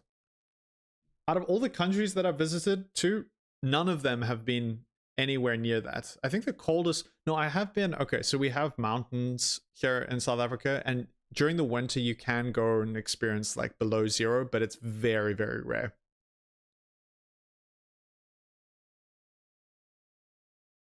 It's very rare where I live in Cape Town. You actually have to drive into like the Cedarburg mountain range, which is not far from here, but there it gets cold. But generally, Cape Town's pretty wonderful.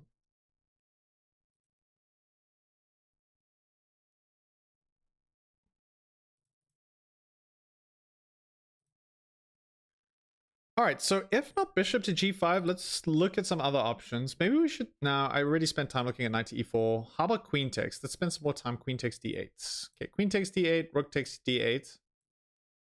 We're just gonna exchange queens. And then let's try, how about bishop to g5 now? Attacking the rook. Knight to f6, so knight just comes back. And now can you capture here? Is this like the most insane move ever? Just to take? G takes f and then rook f to d1. I thought this was okay. Engine seems to think it's fine, but maybe white would like to achieve more. Okay, knight to f6. Maybe just instead of taking, we play rook f to d8. This line's kind of boring, actually. Doesn't really go anywhere. Super exciting. to d7.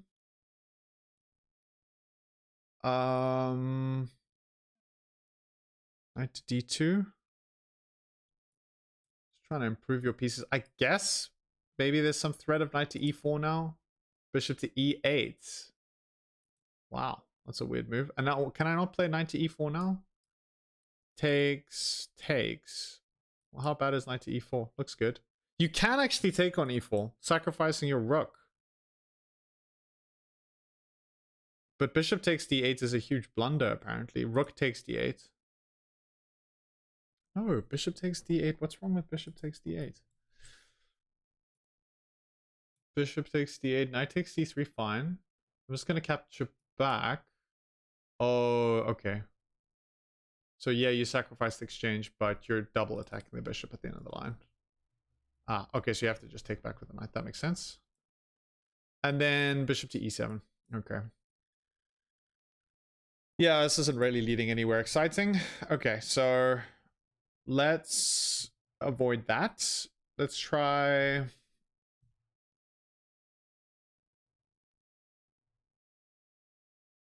What other like moves seem reasonable? Let's try knight to e5 again. Knight to e4 again. Knight takes f4. Knight takes c5. Queen to e7. To e7.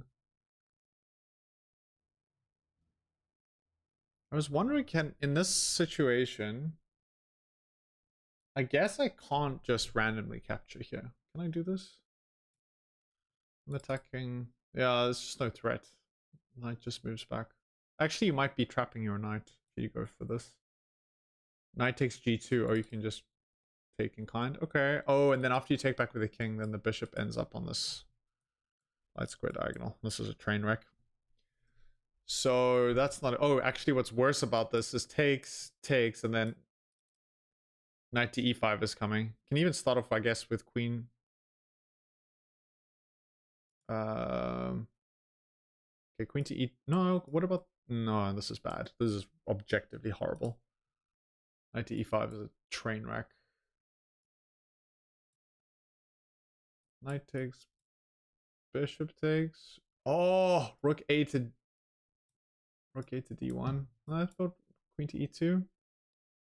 Oh, rook to d2. Oh my goodness. This is so wild. This is a crazy line. Takes. Bishop takes. Oh, no. Check first. And then bishop takes. Oh, yeah, you're just getting mated. Oh my goodness. That is actually such a sick line.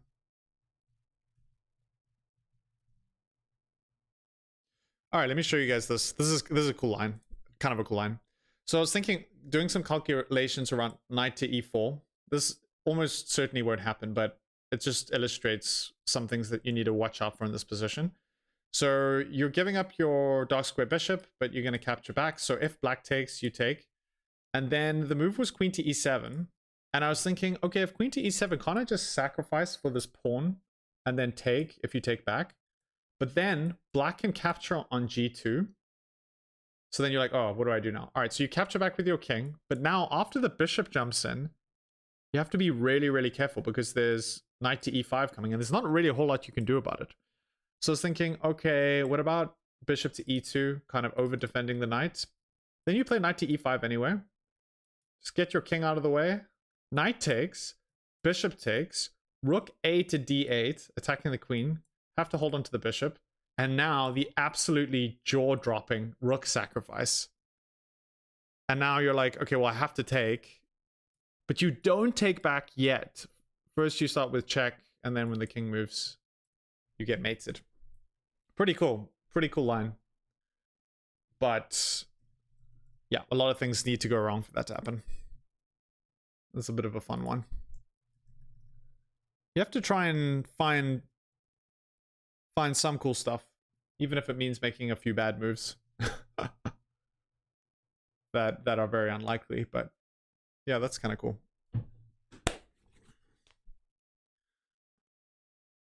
All right, so we're getting into the first hour. We're past the first hour of this game. So far, nothing really insane has happened. But we are in a situation where there are just 3 games that have reached this position. We're not in a completely new game. I might have said so earlier in the stream. The only reason I did say that is because of the fact that the move order changed and we transposed back into some existing games, which can happen from time to time. So in this position, there are 3 games, and 2 of those games have queen takes. So white's just going to capture the queen. Oh, wait, is that right? Yeah, queen takes d8. That's the move. Okay, so 2 of those games, 1 of those games capture. And then the other game is bishop to g5, which we spent a bit of time calculating. This could be kind of interesting. The e7, knight to e4 was the move that was played after that. And then knight to f6. Bishop takes f6, bishop takes f6, and then queen to c2. Which comes as a bit of a surprise. You are allowing black to have the bishop pair.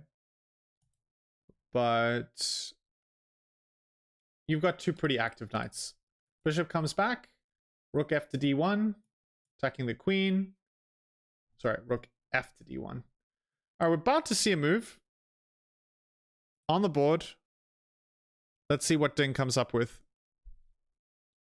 Boring game. Kind of disappointing thus far for the last bet. Yeah, for sure. But that's just so far. All right, so he does opt to go for bishop to g5, attacking the queen.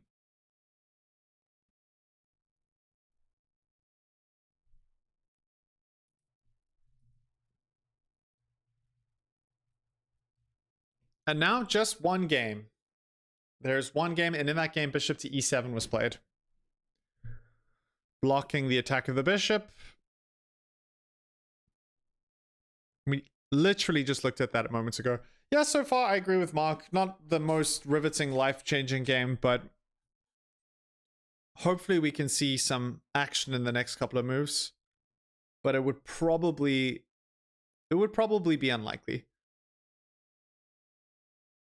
I think we're going to have to see maybe quite a bit more chess played before either player might be inclined to make some kind of misstep.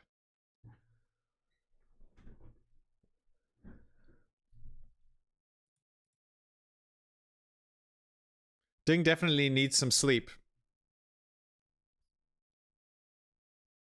Yeah, maybe he goes into the rest area. It's incredible how effective sleep is. Like if you've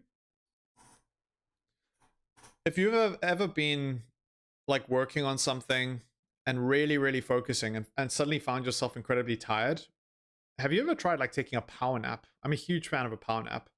Just like 10 minutes. Lie down for 10 minutes and it will absolutely restore your energy if you can actually fall asleep. But even just lying down, it helps. I used to do that very often, and I would find that just a short amount of time, 10 minutes, I would doze off after about 5 minutes. I'd be asleep for about five minutes, and then I'd be up and about.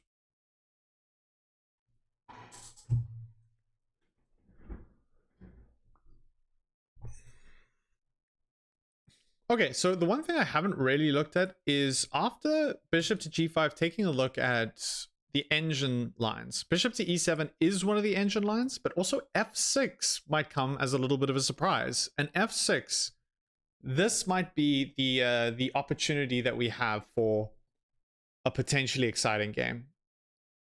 Because this does create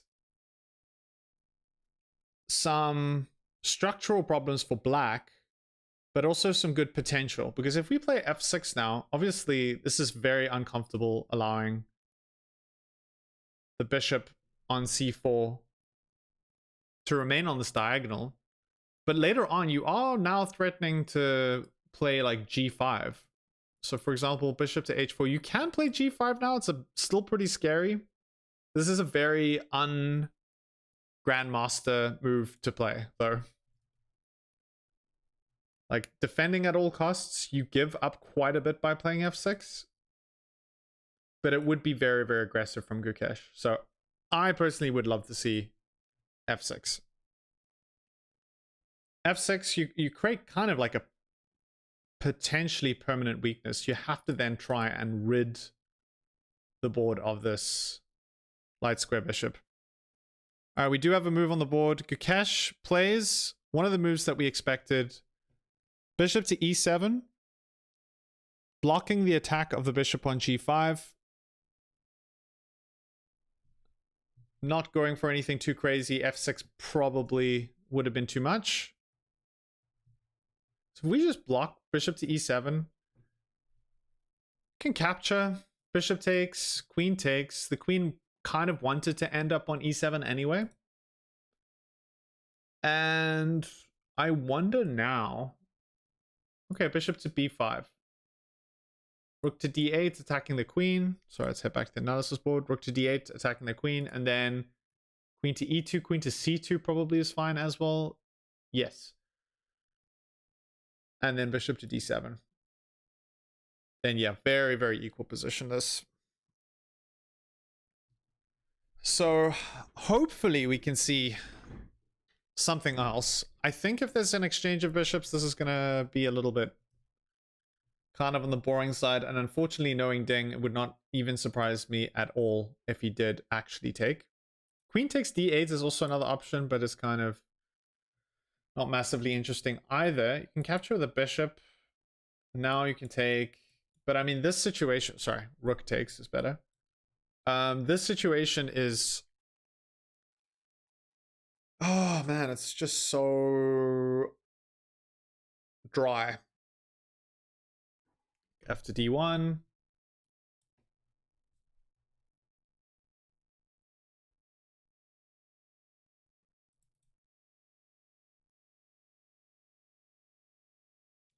All right, I'm going to get up for a second. I'll be back shortly.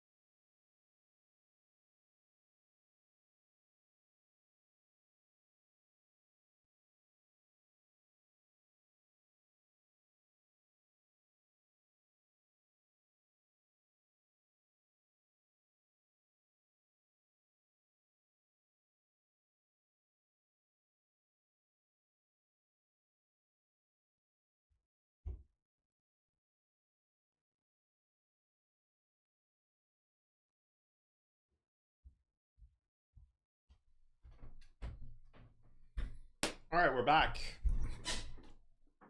Back in action.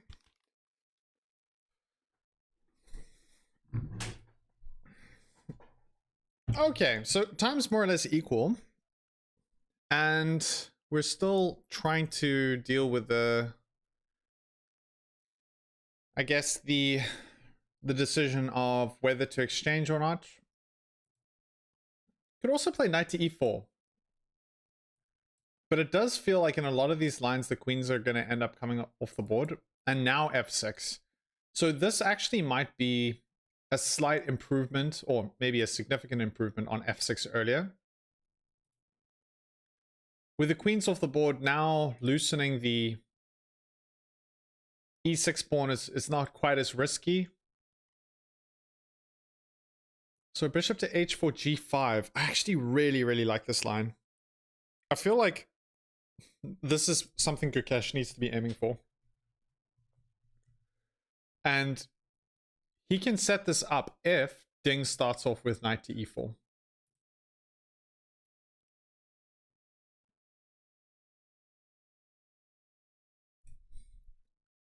So let's hope that Ding actually does play this. Knight to e4 might result in a slightly more exciting game, even if the queens do come off. So I'm kind of hoping that Ding does just kick things off with knight to e4, which is not a bad move for white. It's not like the top move, but it's one of the top moves.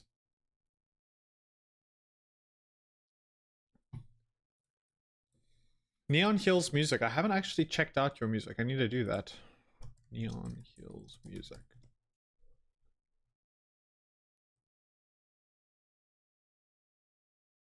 How do I filter for channels? There we go. Just need to find the right...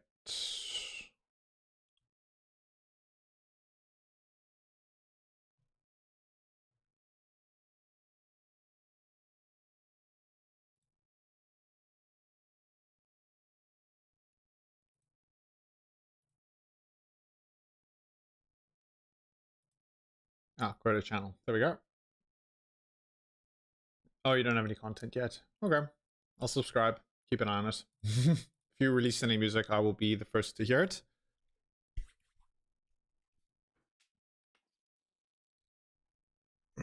Okay, so I really am hoping that we're going to see Ding play knight to e4. That would be absolutely sensational. Probably not absolutely sensational, but it might yield a slightly more exciting game. Bishop takes e7, boring. Queen takes d8, boring. But knight to e4. That's the one we're after.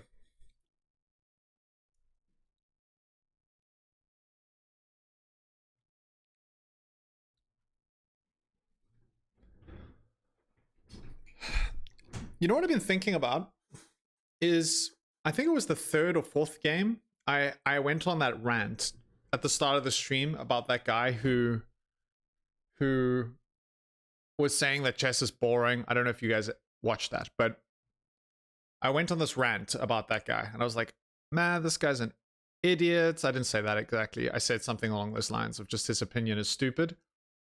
But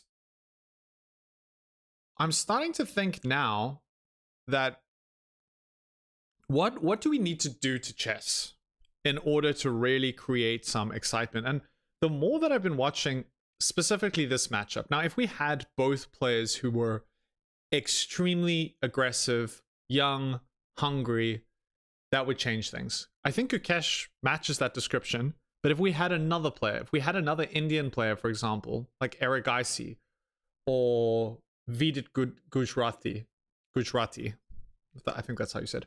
But if we had these young and upcoming players who are playing really aggressive, it's affecting their rating, they're gaining rating points very quickly.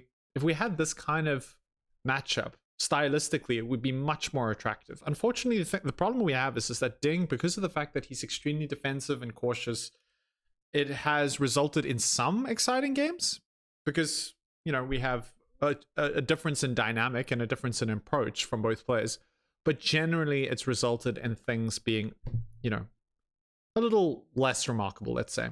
Especially yesterday's game, today's game. We've had a couple of pretty one-dimensional games. So my criticisms of that guy were like he was basically saying chess is boring. His reasons for why were completely insane. They were really stupid. And also his rant came on the second game of the World Chess Championship. So pretty early on to make any kind of assessment of the style of play, at least. Oh, we've got my move. Okay, I'm changing my tune. Folks, I'm changing my tune. We had the move that I was hoping for. Knight to e4 on the board. This was kind of the most exciting, and I should preface the word exciting relative to the other options, right? Not necessarily exciting in terms of all of the chess games that we could see. For example, like a Sicilian would be exciting, but out of this position, this might be the most exciting move that could have emerged.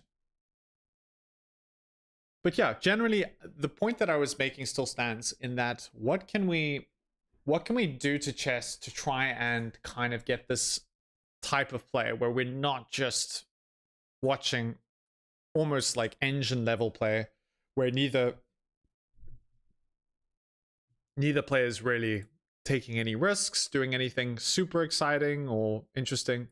And I guess that's why Magnus is such a huge fan of freestyle chess, as they're calling it, because of the fact that every game is kind of exciting and unique in its own way, creates more action.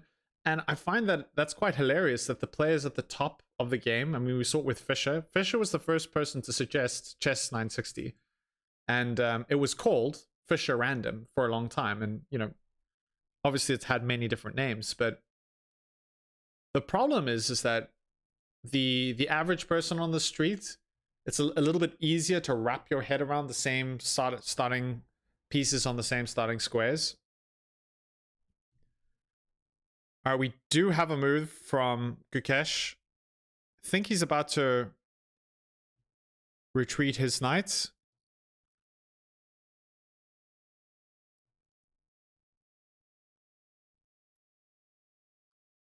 We need to punish draws more. Gukesh is fine, but people like Ding ruin it for everyone else. Yeah, I think that's a bit of an overstatement. But I understand why you say that. Okay. Swastik 004 is like Mark, keeping Mark in his place. But let's go still, for sure. As Kramner put it, a game can really have really bad quality of play, yet entertaining and yield a result. Yeah, that's kind of the tragedy is that like extremely high level chess isn't quite as appealing, because in order for a chess game to be exciting, somebody does need to play imperfectly. And I guess what I was thinking is that the opportunity to play imperfectly is more likely when you play 960. If I wanted entertainment, I would just watch Rapid or Blitz. Yeah. I mean, this is still entertaining in its own way. I'm not saying it's not entertaining. It becomes especially entertaining when you see players coming up with really creative plans out of the opening. And I think those kind of approaches should be rewarded, for sure. It's just like cricket. If I want to have entertainment, I'll watch T20, but if I want a proper classic experience, I will watch Test cricket. Yeah, it's exactly like that. We had that comparison a couple of days ago when we were discussing this, and I couldn't agree more.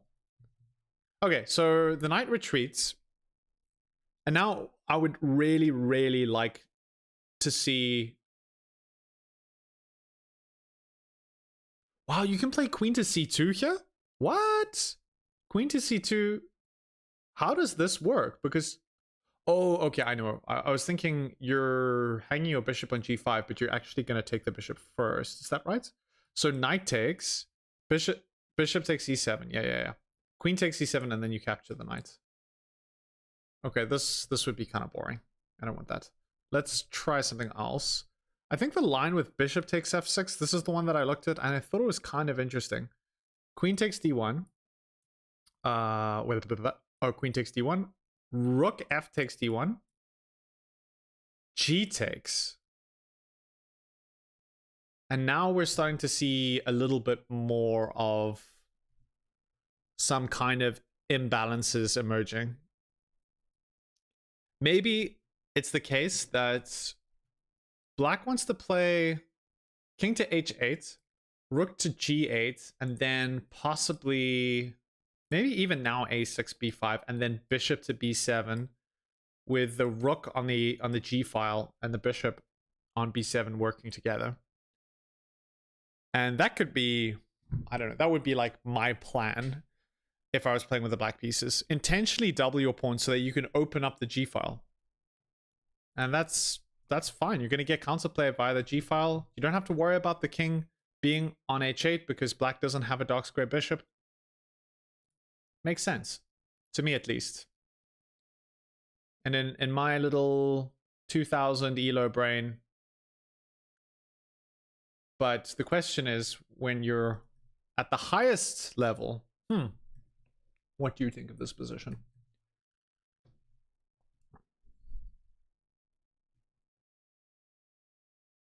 And I guess Ding doesn't have to go along with that because he really doesn't need to exchange here. Can also play queen to b1. Queen to b1 and queen to c2 are essentially the same move as far as I can tell. Knight takes f6 with check. We already looked at. And what about exchanging queens? Is that not really a good idea right now? Rook takes d8. Rook f to... Now it's a little wild. Because your knight is technically hanging. If you take here... Bishop takes c7. Oh, of course. But then I thought rook takes. Rook takes. And now my bishop's hanging. But you can't take back because of back rank. Oh my goodness. Wild. Of course. Mate in 1. Ah, yeah. h6. And the bishop retreats to a3. Okay. Wow. Yeah, there are some... Sorry about that. I just hit my microphone. Hopefully that wasn't too loud. There are some interesting things that can happen here, actually.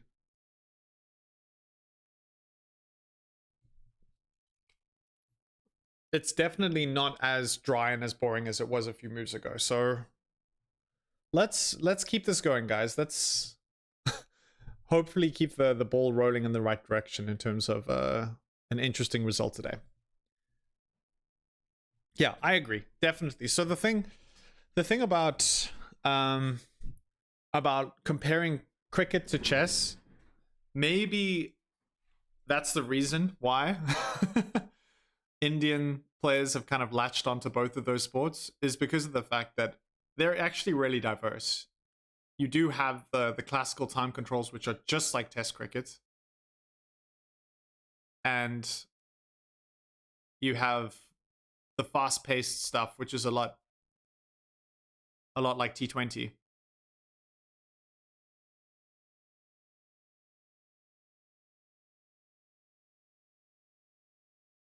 So yeah, I think it's not really a fair comparison looking at like these kind of games and expecting, you know, extremely exciting results every day. And the organizers have done what they can, right, to try and incentivize high risk play, but they could probably do more. And how would that look? Well, in my opinion, here's what I think they could do. They needed to actually do what they did in the previous game. We do have a move. I'll continue that thought in a moment, but let's see what's happening on the board. Ding about to make a move. What does he do? He does choose to capture. And this is one of the lines that I thought actually could yield some excitement. Takes. Mark Orwood says, I made another brilliant move today. A knight sacrifice into checkmate. Epic. Let's hope we see a knight sacrifice right now. That would be pretty cool. Please take with the... I was hoping he was going to take with the G-pawn. No! Okay. That was the opportunity for this game to really get exciting. If Gukesh instead took with a G pawn, this would be epic. But instead, he's basically like things are okay. Let's just see what's going on here. If we take with a rook, bishop takes f6. Can we still just continue this idea? Is it really that threatening now? Probably not, to be honest. Yeah. I mean, I still go for it. I still play king to h8 and then a6, b5, bishop to b7 and try and get something going. But I guess the other idea is you can even just play, you can play g3 even, rook to d1, bishop to f1 and bishop to g2 if you have enough time. Let's see if we can set that up. We start off with rook to d1 first.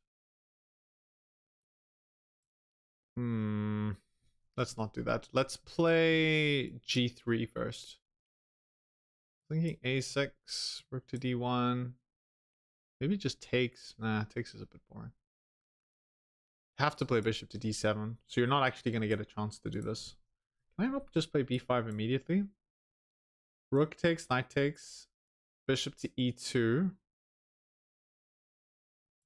And then bishop to b7, I wanted.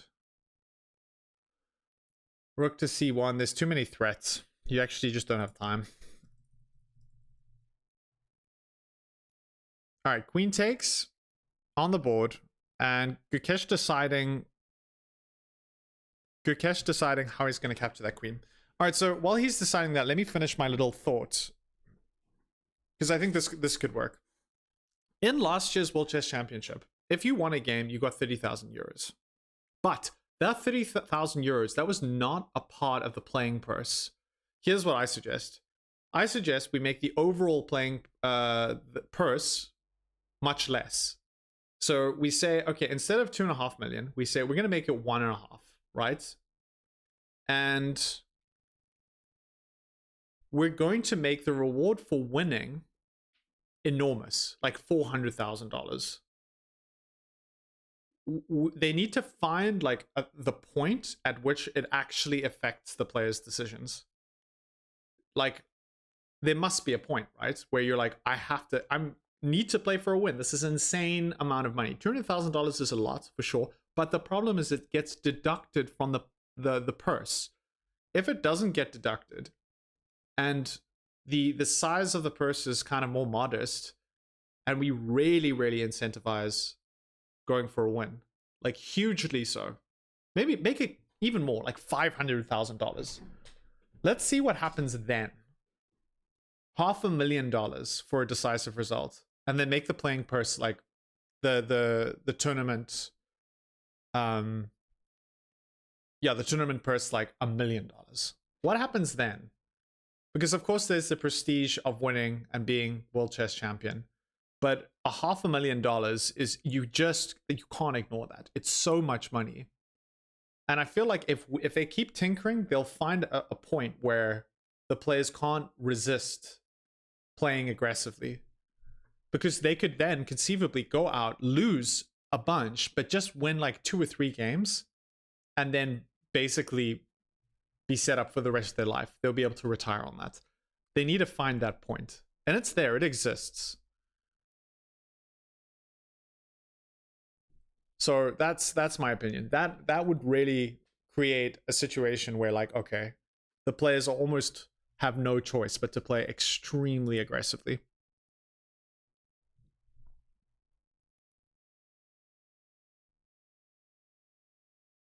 Yeah, so the idea would be that right now, if one of the players wins, $200,000 gets deducted from the purse, the overall purse. In the scenario I'm describing, it's over and above the purse. So say there's like $1 million, the winner gets 600,000, the loser gets 400,000. Who cares? That's not where the money is. The money is really in winning. If you win, you get like a huge amount, like $500,000 to the winner of a single game. and that is separate from the purse.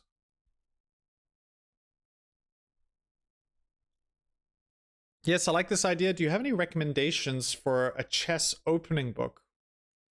I think so tell me about this How to Win at Chess, the Levy's book. Does it not have much opening theory in it? People have asked me this before. My default is to say, get yourself a chess.com subscription. I have a link in the, I mean, not to do too much of a plug, but I do have a link where you can sign up to chess.com in the description below if you're going to do that. But usually this is how I've done all of my studying. I have not looked at any books. I've not looked at much in terms of like those kind of resources, but I just use the opening database for suggestions of moves.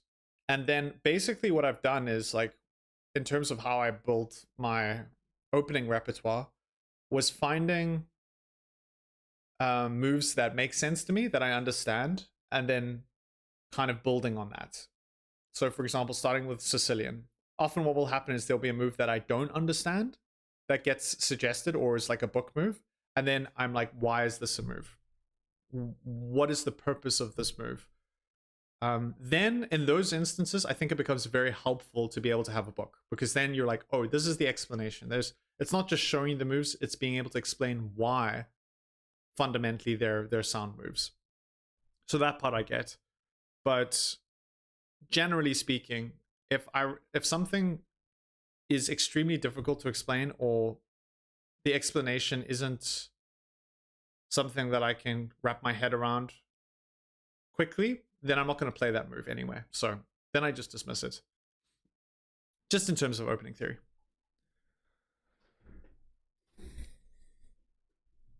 I'm already up to 800 to 1200 ELO pots, so he may go into it more in that section. I see. Okay. Yeah, the Caro-Kann seems intuitive to me, but I've only played it once so far. I do like the idea of understanding why some openings seem very hard to get. Yes, I agree. I would, like, at your level, I would avoid any of the complicated openings. I think Caro-Kann's good because it's solid, and it can quite often, I think, the only problem with the Caro-Kann, especially at a lower level, when you're playing with the black pieces, quite frequently, your opponents, maybe I haven't played at a very low level, or at like 800 to 1200. I shouldn't say very low, because there are people who are like maybe 300 or 400 who have no understanding of the opening. But at that level, what I remember is people always pushing. So if you offer them an exchange, an opportunity to exchange, they're just going to push their pawn forward instead. And that happens in the Caro-Kann. I think it's like the advanced variation, where instead of exchanging, you just advance. All right, we do have a move on the board. Gukesh about to play.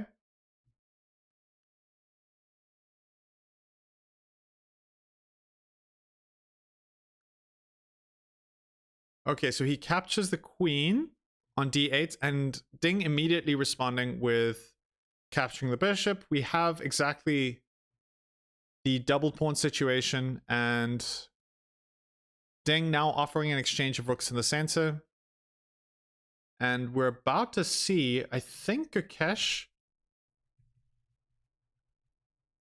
responding very quickly with a move. He doesn't take the rook. He actually plays bishop to d7, and immediately Ding blitzing out rook to c1. A lot of pretty normal moves, you might describe.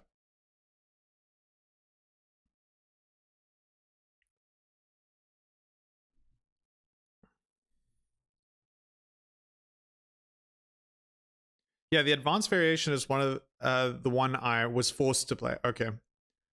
I would have preferred it wasn't the advanced variation, but of course opponent pushed his pawn. Yeah. So the idea in the Caro-Kann with that advanced variation, I think the idea is that you need to try and break down the center. When they push their pawn, you need to try and play c5, preferably at some point. So you start off with c6 with the Caro-Kann. Is it c6? I think, yeah. And then basically when they advance, you have these 2 pawns here. Then you try and challenge the center later on and play c5, and that can be a little bit tricky for white to understand, especially at a lower level where they can make mistakes out of the opening quite early on. But basically what I do is, easiest thing to do is when you're trying to really wrap your head around openings is every game, especially the games that you lose, which is a bit uncomfortable because you're like tilting or irritated that you lost, but to do analysis immediately afterwards and see out of the opening, did you make a huge blunder or did you do something catastrophically bad? It's a good thing to keep an eye on. All right, we do have bishop to e8 on the board. So daily game, and I'm about to win that pawn with a queen and horsey attack. Nice. That's great. Okay, so let's spend a little bit of time doing some analysis here. The best move is just to capture the rook on d8. Rook takes d8, rook takes d8, I imagine. And then king to f1. King to f1. Guess you want to play maybe king to e1 and then challenge the rook on d8. Probably f5. Okay, king to e1. King to g7 and then rook to d1, maybe? No. King to e2 now. Maybe rook to d1 is too passive. To c8. Bishop to b5. a6, yeah, this is really about as dry as it gets, I'm afraid. All right, we are about to see Ding capture on d8. Hits the clock. Rook takes d8 on the board. And Gukesh not at his seat.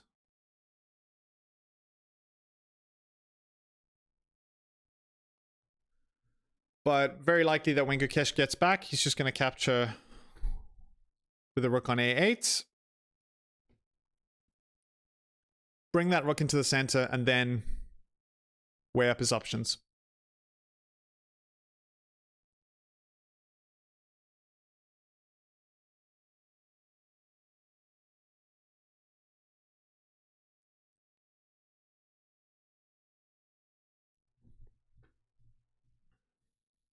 I can tell you right now, like honestly, if there was a huge amount of prize money at stake, we would be seeing a lot less positions like these. Where it's just like, you know, you have an opportunity, a once in a lifetime opportunity to make an enormous amount of money by winning a game. A single game of chess. We'd see more Sicilians, we'd see some extremely sharp play out of the opening, just crazy stuff probably. And the actual title of like winning the World Chess Championship would, if you had to put like a monetary figure on it, what would you rather be? Like play passively and like win a small amount of money, or play massively aggressive and then earn a lot of money, but then risking the actual prestige of having the World Chess Championship and having your name on that trophy? That's difficult, actually.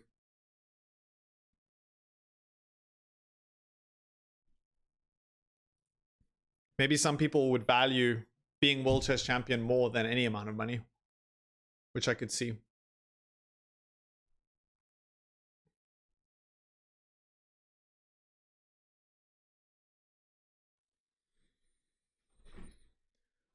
Okay, Gukesh still away from the board. It really doesn't matter. He's got an hour and 8 minutes to play 17 moves. This is a game that really is not going to matter at all in terms of who's ahead or behind on the clock. There's plenty of time. And right now things are completely equal. And it has to be said, I mean, look, I do like Ding. think he's a great player. He's a great guy, but it is becoming maybe more clear that he's almost just trying to get through the next couple of games so that they can get to a rapid tiebreak. And it could be the case that Ding just fancies his chances winning again that way. I mean, he beat Nepo that way. It stands to reason that he should be able to have a better chance at beating Gukesh in tiebreaks than maybe in Classical. He might be thinking that.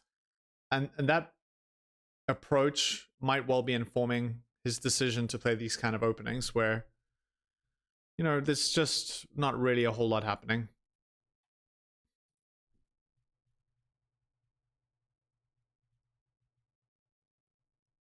Trying to find some excitement out of the opening.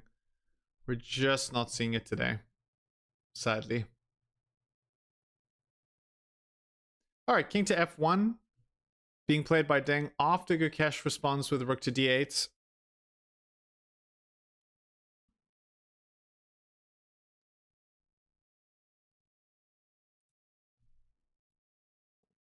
Couple of options here. F5. Knight to e7.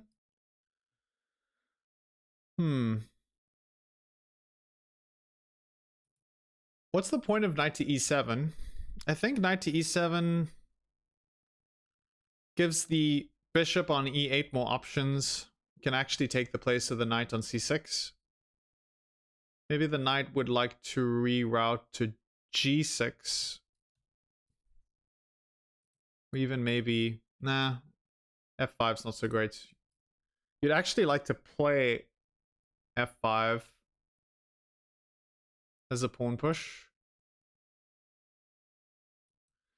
I think the issue with f5 is that now knight to e7 is not quite as attractive because it's possible for white to jump into e5.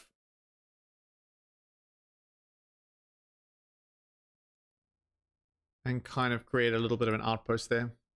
I guess you can still play this and then challenge the knight on e5 if you play knight to e7, knight to g6. But yeah, it's all really much of a muchness. And I think the other problem with this position, which is why it's so equal, is that apart from the pawn structure being slightly different, black and white essentially have the same configuration of pieces. Rook, knight, and a bishop. And you don't even have opposite colored bishops, which might create some sort of tension.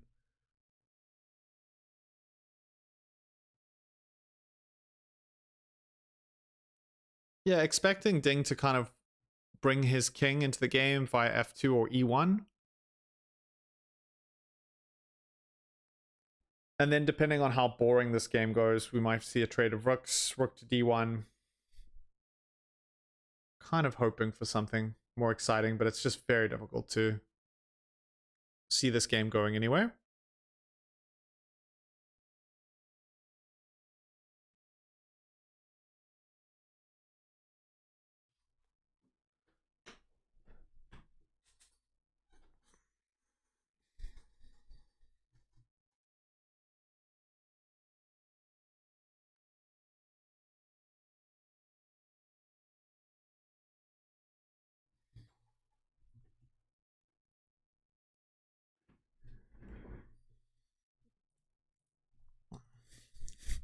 No problem, Mark.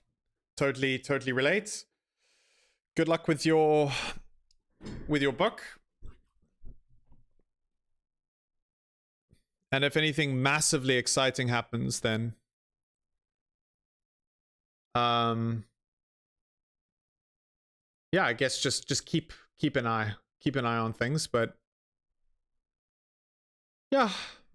That's not to say, I mean, who knows? Anything can happen in this game, but yeah, for the time being, it is a little bit on the dry side. I wonder, can you... no, not yet. Guess play king to e1. Rook to c8. E2. into f8. Fair enough. No problem. I am going to go grab a quick bite of something. I will be back in a sec.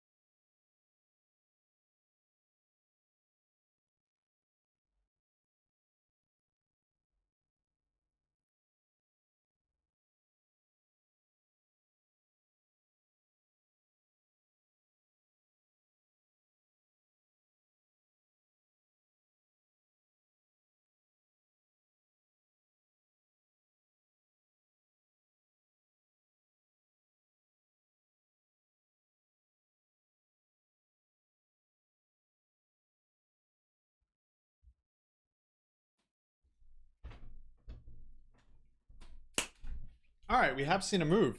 Outstanding. Let's take a look. What are we dealing with here?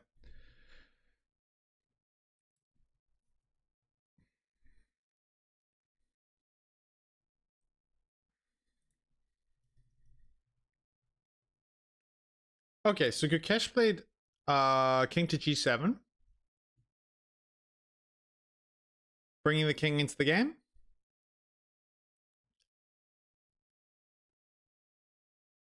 And best move here, king to e1, f5, g3, and then knight to e7.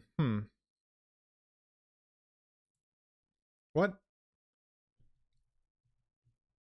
Knight to e7 here. Okay. And I guess there's something to be said about knight to g6. And then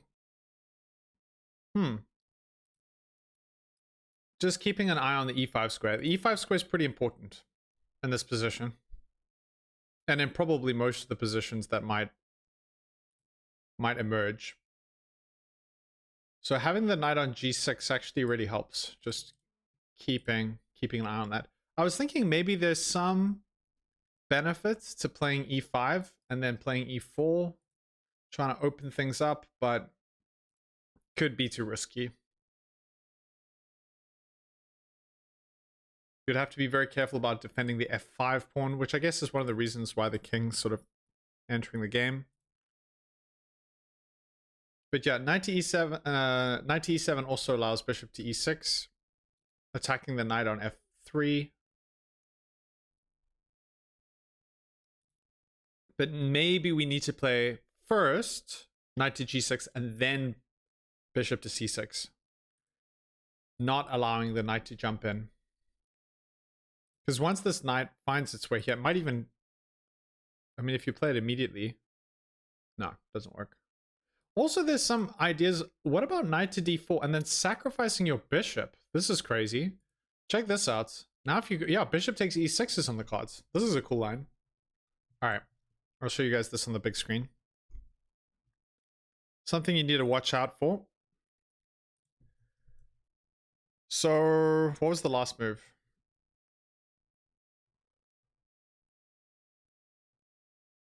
Okay. So say we play e1, then f5, right? And then say you play... Oh, wait. I guess it's me to move now.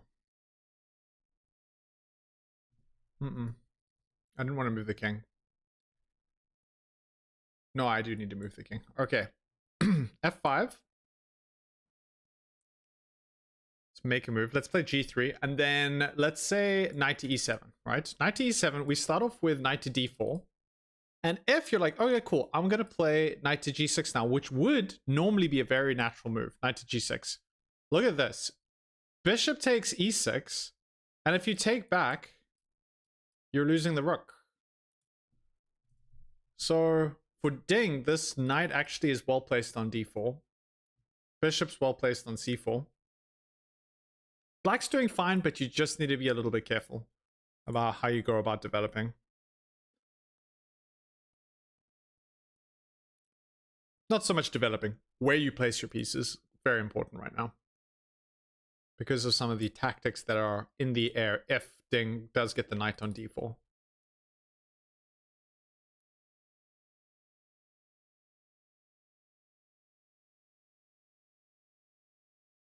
right, we are about to see a move from Ding. Responding to king to g7, what's he about to show up with? Okay, he plays a3. I was expecting him to play king to e1, but he plays a3 first. Nothing wrong with a3. Keeping an eye on the b4 square. Probably hoping to play b4 himself at some point. I mean, I don't really think knight to b4 is that much of a risk. Or maybe it is. Maybe I'm wrong. Knight to b4, knight to d3, bishop takes, rook takes. And yeah, you're not really... You're not so concerned. I mean, you just play king to e2 after that and you're fine. So... But yeah, a3 probably just setting up. b4... Possibly b5. Not possibly b5. Probably just getting b4 on the board and then saying, okay, I'm making some progress. I'm pushing my pawns forward on the queen side. Hopefully I can get some momentum going.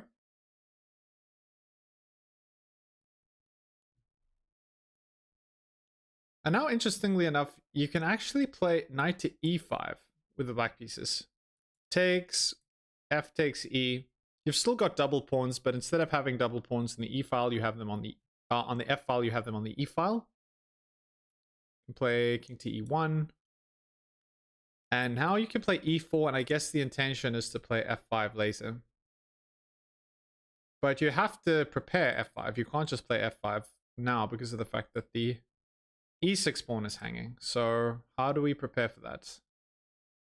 Okay. Let's play bishop to b3, rook to d6. That's the way to prepare for that. We play rook to d6. I guess I would be a bit uncomfortable with rook to d6 because of the fact that rook to c8.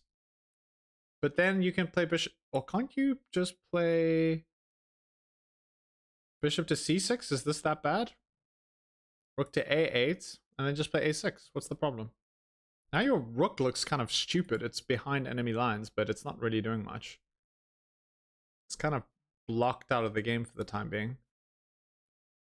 Rook to b8. Just keeping this bishop honest. And then a5. Threatening a4. White plays a4 first. Still equal.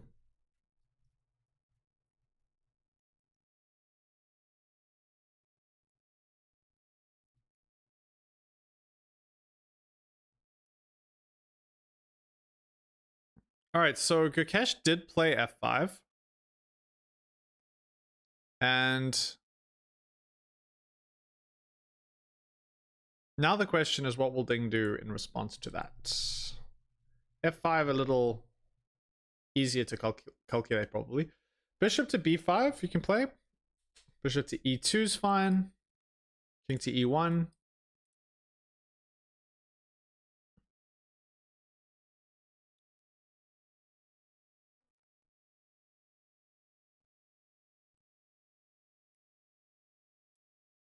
All right, Ding is about to move. Let's take a look. Okay, so Gukesh has just played f5. Now Ding needs to respond with a move. He opts for king to e1. Also a natural move. Allowing the rook to come into d1 at any point. I don't think Ding is necessarily considering that move, but it's more about having the option of playing rook to d1. Things start getting a little problematic for white, which is unlikely, but wow. And Gukesh responds quite quickly. We're about to see him make a move without what seems like too much thought. King to e1 not coming as much of a surprise to him, and he plays king to f6, bringing the king into the game. Okay, progress, it would appear. I guess if you're white, what are the moves that you're thinking about? Well, you don't want black to kind of take up too much space on the king side. So moves like g3, h4 spring to mind. The only issue with these kind of moves is that you... I guess, yeah. So the idea is g3, h4 would be concerning if you didn't have the light square bishop. But because black right now has a light square bishop, so there are some kind of holes that emerge when you play moves like g3, h4. You're not really controlling the white squares. It doesn't matter because of the fact that you've got a light square bishop too. So you're going to be able to challenge for those squares if black finds a way long term of getting his bishop to that side of the board. But for the time being, there's no real risk of that happening. And it's kind of important for white to take space. And as I always remind you guys, it's free real estate. It's free real estate. And when given free real estate, the idea is that you take it. So yeah, g3, h4, reasonable. And what is black's threat exactly? I mean, are you really comfortable playing a move like e5? g3. e5 looks quite ambitious for black.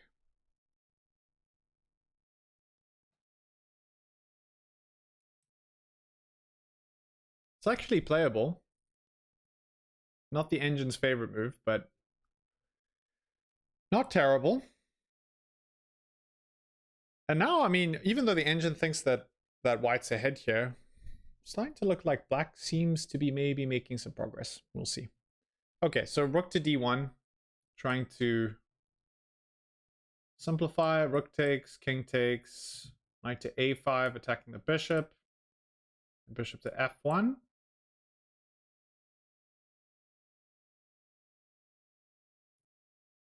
To a4 check, king to d2.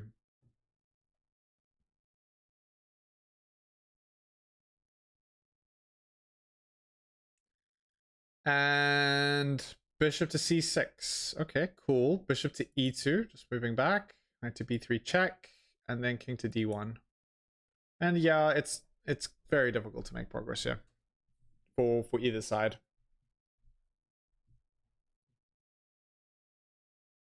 But it is also important that both players kind of play on. As someone commented earlier, it does look like Ding is quite tired. So it wouldn't be out of the realm of possible for one of these players to have some kind of make a little bit of an inaccuracy, and that could snowball. We are about to see another move. That's a draw. I'll wait for the tie breaks. Yeah. I think a lot of people are thinking that the real one. Just feels very, very, very drawish. Okay. What does Ding play? All right, he retreats his bishop to e2. And I think that's a reasonable move.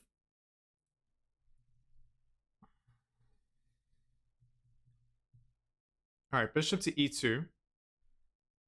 And now if I play e5? I actually play rook to c5. Oh, that's quite cool. Then b6. Rook to c4. Well, rook to c4.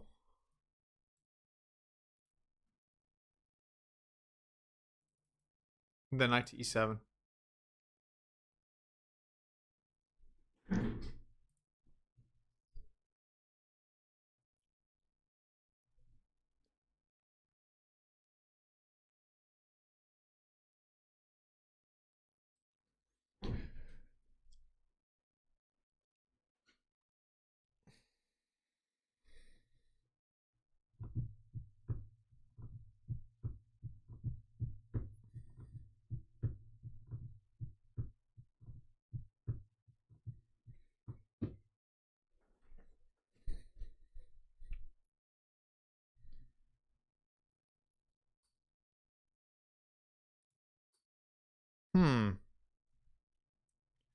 Okay, so bishop to e2.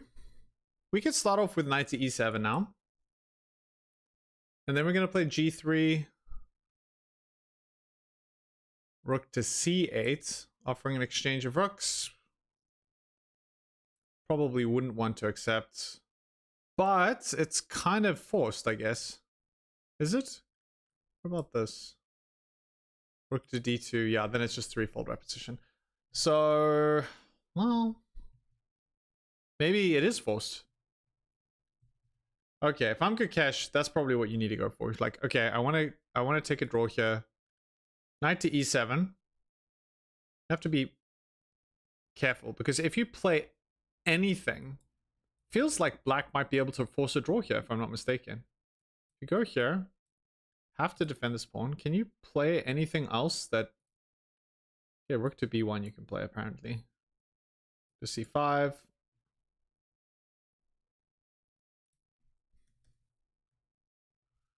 Okay, so it's not a forced draw. But it's something that Ding will have to keep an eye on. Might be later.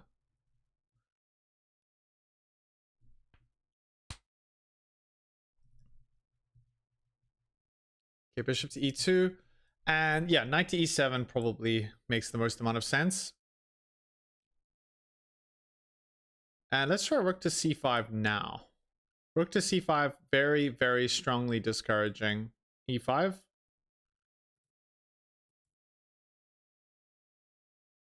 And I guess now you have to be a little bit careful. Yeah, I don't think Ding's going to play this then. He's not going to lift his rook. Okay. Let's try knight to d2. This is a more Ding-esque move. Probably still just offer an exchange.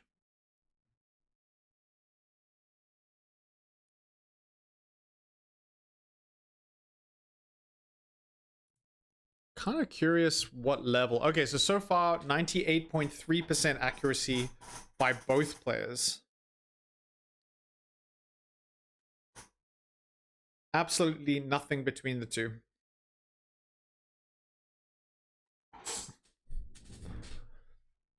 Okay, so what other strategies could we employ for the World Chess Championship?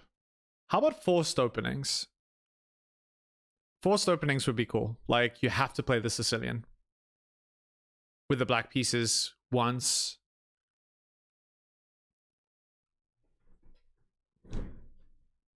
Yeah, I guess that's not real chess then. If you're forcing your... If one of the players is forced to play a certain opening. Yeah, I'm gonna brainstorm, find some strategy. But I do think the money incentive, they're on the right track with that. They just need to make a couple of tweaks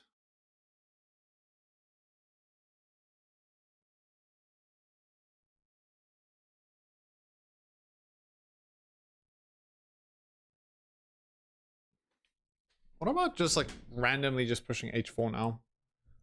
Oh wait, h5? Can you even play h5? Then g3, e5.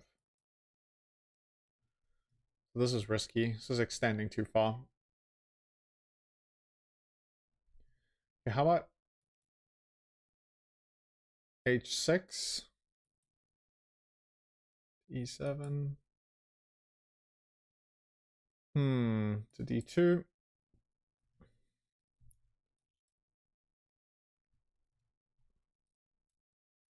d2, to c6,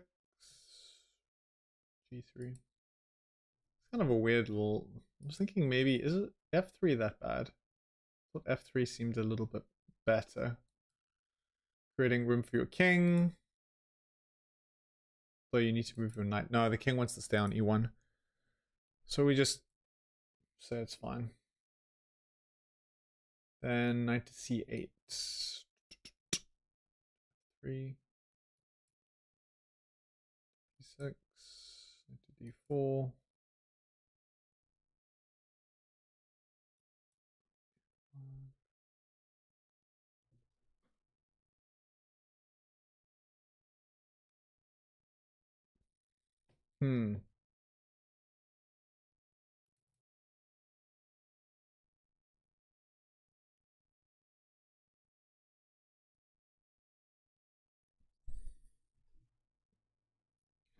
Yeah, so just a reminder, we are on day 10 now. So there's tomorrow, which is Sunday, and then Monday. Then there's going to be a break on Tuesday. Wednesday and Thursday are the final 2 games. That'll be game 13 and game 14. And if we don't have a result by then we'll go to the tie breaks, which will be on Friday the 13th. So if you're superstitious, that could be either good news or bad news, depending on who you support.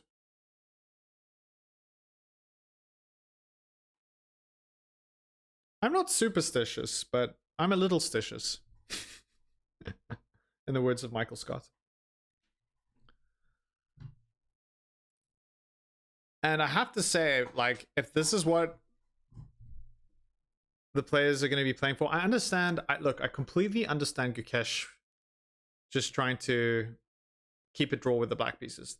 That makes sense. But it just feels to me like Ding could have gone for something a little bit more ambitious. We already had a long line of London theory that resulted in a draw. And this essentially was no different. Something that I considered initially was that there was a novelty pretty early on, like move 8 or 9, but I was mistaken after they transposed back into sort of more familiar territory. So really no risks being taken by Ding with the white pieces. Suggesting that he's perfectly comfortable just kind of playing patiently. And I mean, look, it's a completely viable strategy, right? It's a viable strategy, being patient and waiting and saying, listen, I'm not going to do anything too crazy. But I think at this point in the tournament, it's important to realize that it is possible for Ding to win. He's already beaten Gukesh with the black pieces before. And I imagine, now that I think about it, I actually maybe have an idea of why this has happened, is because of the fact that it feels Ding is kind of a little bit scared of Gukesh's preparation, might have informed today's decisions, where he kind of like chose a line that was pretty safe and defensive against any wild possibilities that Gukesh might come up with in terms of novelties. Because I imagine there are certain lines where there are plenty of maybe unexplored possibilities in certain openings. And then there are other openings that like, whether you change things up or not, like, it's not really going to make much of a difference. The position is equal. It's nothing really to be scared of when you're playing with the white pieces. And I think that's kind of the route that Ding has gone today. And I think that for me is just a little bit like it kind of shows that he's lacking confidence out of the opening, which makes sense because of the fact that Gukesh has been so successful out of the openings. But he should really have confidence because of the fact that he's played actually quite well once the opening is concluded. He's defended really well, he's taken, in some instances, he's come out with some opportunities to actually win. But in today's game, it just feels like it feels to me like he's not really trying. And I guess you could say that about Black, but it's really not Black's responsibility to do much here.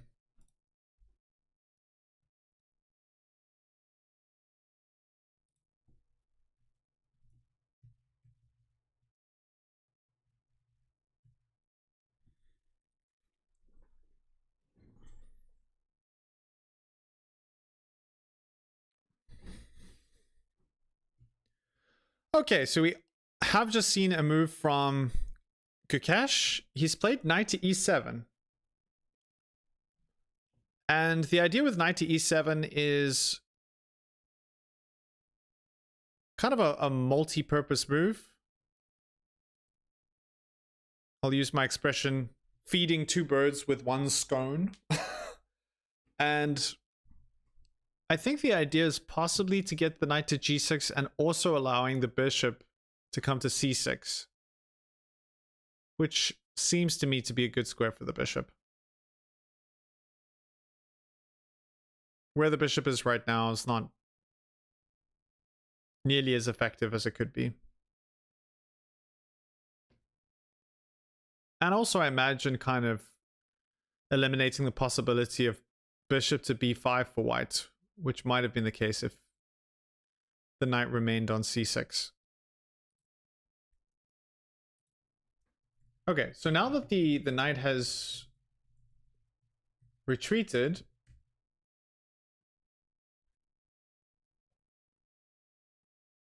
rook to c5 was one of the ideas that we were looking at, but I realized it could actually potentially force a draw. Maybe not. Let's try it again. Rook to c5. Rook to c8.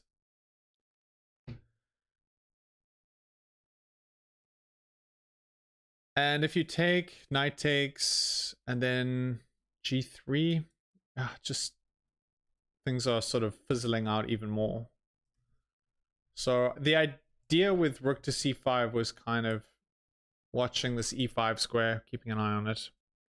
You can just very quickly offer an exchange, and this doesn't really lead to anything. Okay, so not rook to c5. Let's try something else. Let's try knight to d2. And rook to c8 still. And I guess we're kind of obligated in most of these lines where black responds with rook to c8 to just capture.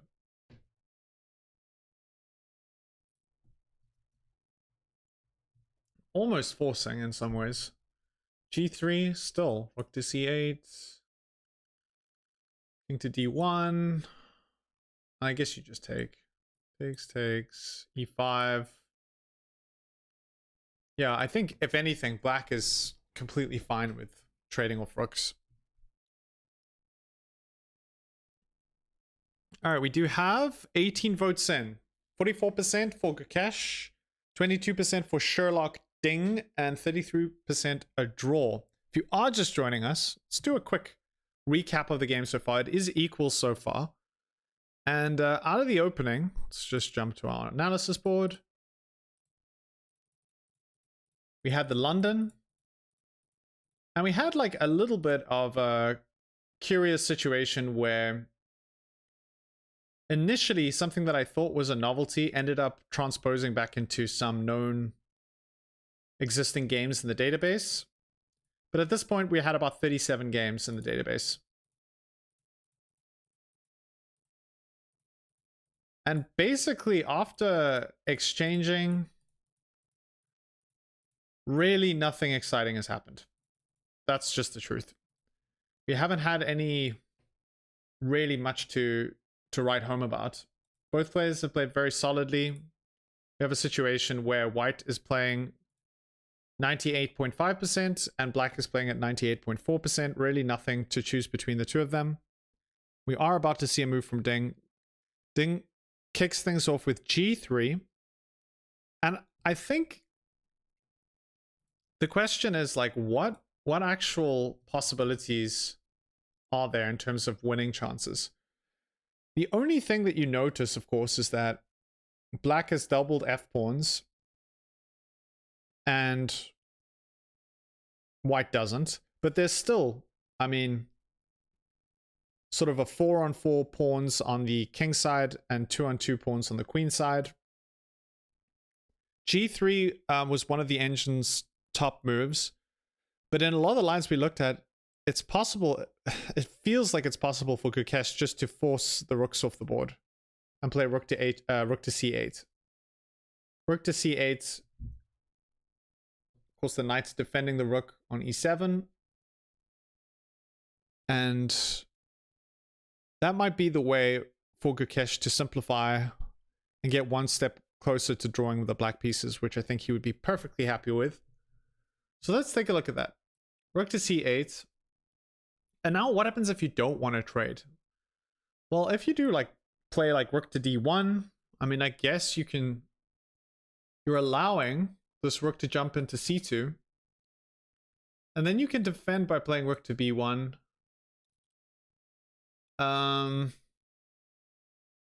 Okay, just rook to c7. Yeah, so you don't have to. It's not a forced trade. I thought maybe there was some way of forcing the rooks off, but clearly not. But this is just super, super equal. Just zeros. The engine just says there's absolutely no advantage to be had for either player. The advantage actually comes, strangely enough, from accepting this exchange, and then playing knight to d2.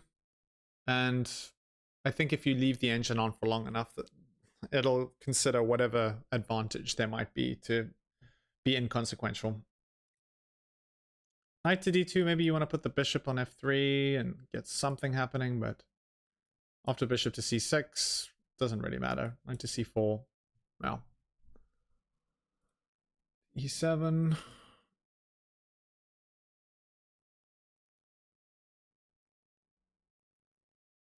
Yeah, so I'm probably expecting Gukesh to be okay with the situation of just playing rook to c8. That would be...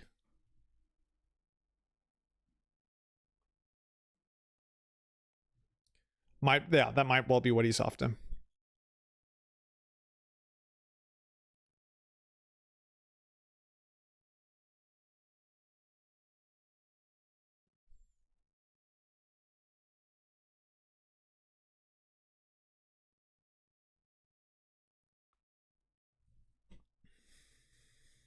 All right, what else? Let's see. Let's try and find something else for Gukesh that might be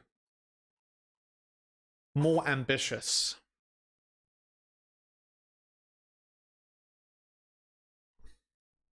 After g3.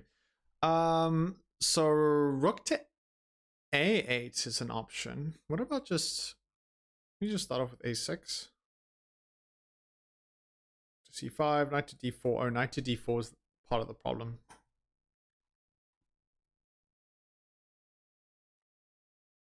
Knight to d4 is a problem. Okay, so how do we deal with knight to d4? I mean, we could just go back and forth and just put the knight back on c6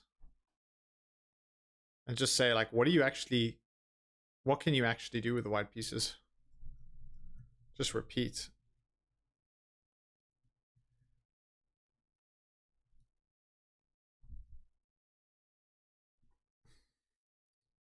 All right, we are going to have a move on the board. Let's take a look. After g3, Gukesh about to follow up with the black pieces. And he plays... What does he play? Okay, he plays the move that we were kind of expecting. Rook to c8. Both of these guys playing with engine precision. And Ding about to respond quite quickly, I think.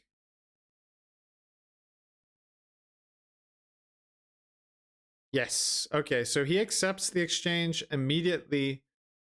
Gukesh responds with capturing with the knight, which is mandatory. And after takes, what is your plan with the white pieces?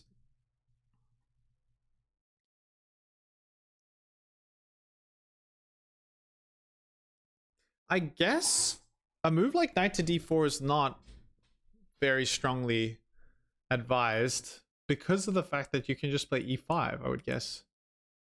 I mean, that's what I would do. For example, just jump into the knights, immediately push e5, trying to get some momentum with these central pawns with the support of the king. And then just knight back to f3, knight to d6, knight to d2, bishop to b5, or bishop to what? Yeah, bishop to b5, offering exchange of bishops, and then bishop to d1, rejecting that exchange. And yeah.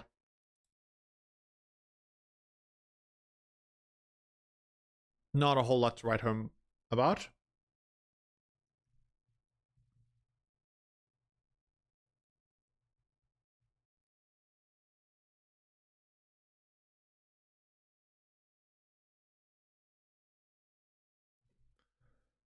I have to say, so far, like this game, I'm kind of curious the moves. If you look at the, I'm gonna take a screenshot of this because it's one of the flattest lines I think I've ever seen in my life when it comes to like looking at a game. It's kind of funny.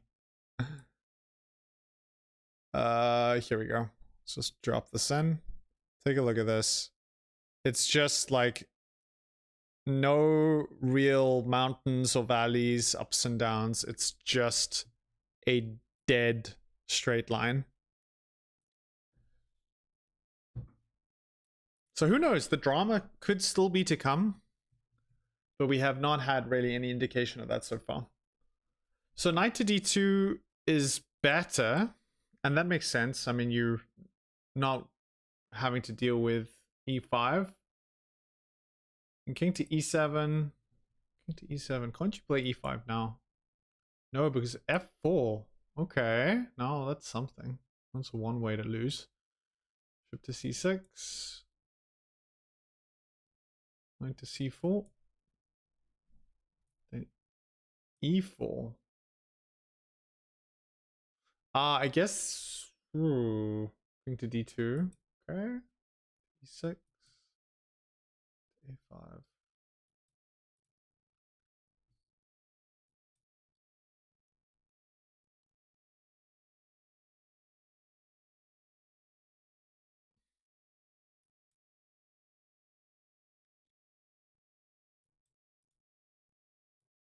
b3.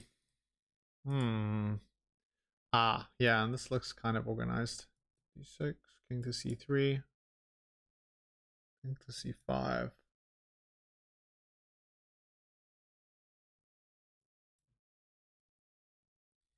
Okay. Well, this is a somewhat of a possibility. So, yeah. A little bit premature to push e5. We're not going to do that. To d6. Yeah, I think the problem is that Gukesh actually just like he just doesn't need to do anything committal. A move like e5 is a little bit risky. I mean, it's a very small amount risky, but it shows you that white does have some potential pressure that he can exert. But the problem is Gukesh just has no incentive to really try and do anything. He can sit basically in the center of the board with his king and just wait for things to happen. All right, we are going to see a move from Ding. Probably expecting him to play knight to d2. And he does play knight to d2. Yeah, so the line that I was calculating here was e5 immediately, which really you have no reason to play e5, to be honest. So we have, okay, knight to d6, much better. And immediately the knight jumping forward, offering an exchange. of knights. And this, in my estimation, might as well be a draw offer.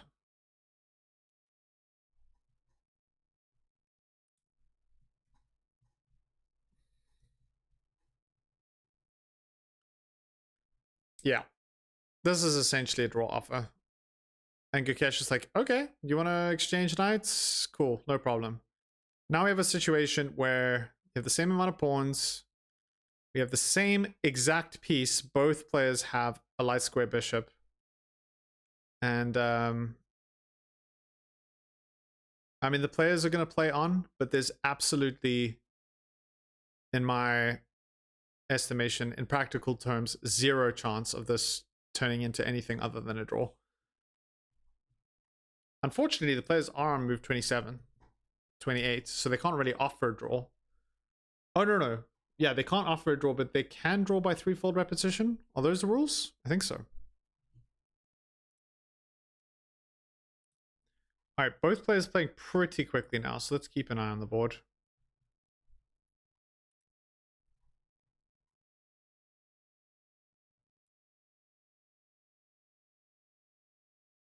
Here we have b6, king to e7, king to c3, king to d6.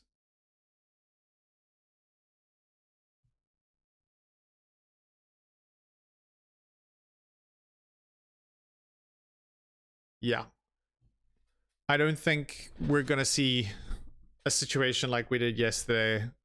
Just the speed at which the players are playing might be more indicative of the fact that they're both pretty comfortable with the fact that this is going to be a draw. And I guess, I mean, like, they should just find some repetition, find a way to repeat, and then call it a day.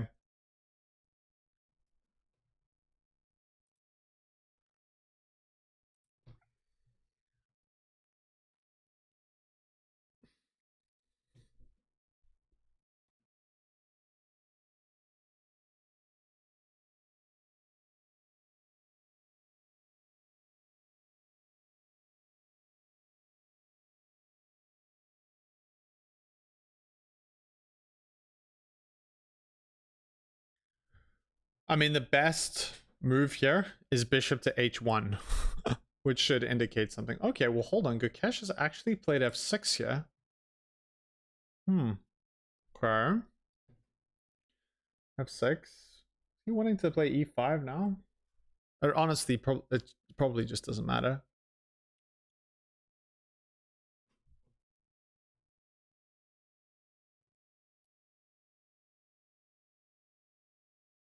I guess you can still play e5 now. If you're Gukesh. I mean, how bad is e5? Takes. King to d3, just move back. Bishop to e4, check. Just move. Like, basically do whatever you want. All right, instead of taking, Gukesh starts with h6. And I think, yeah, the players are playing pretty quick now. They're probably just trying to get to move 40 so that they can offer a draw. That would be what I would expect. Yeah, it looks like today's going to be a slightly earlier one. We've been streaming for 3 hours and nearly 10 minutes. And if we end in the next like 10-15 minutes, it'll be the shortest game that we've had so far in this year's World Chess Championship. In terms of time, at least. Not necessarily in terms of moves. But it could be the case that it's in terms of moves, so. Alright, so we have a bishop move. Bishop move might be the case where we're getting threefold repetition. Yep. Looks like that's what we're seeing on the board. So let's jump to the live footage of the players, and we should see them shaking hands in just a moment.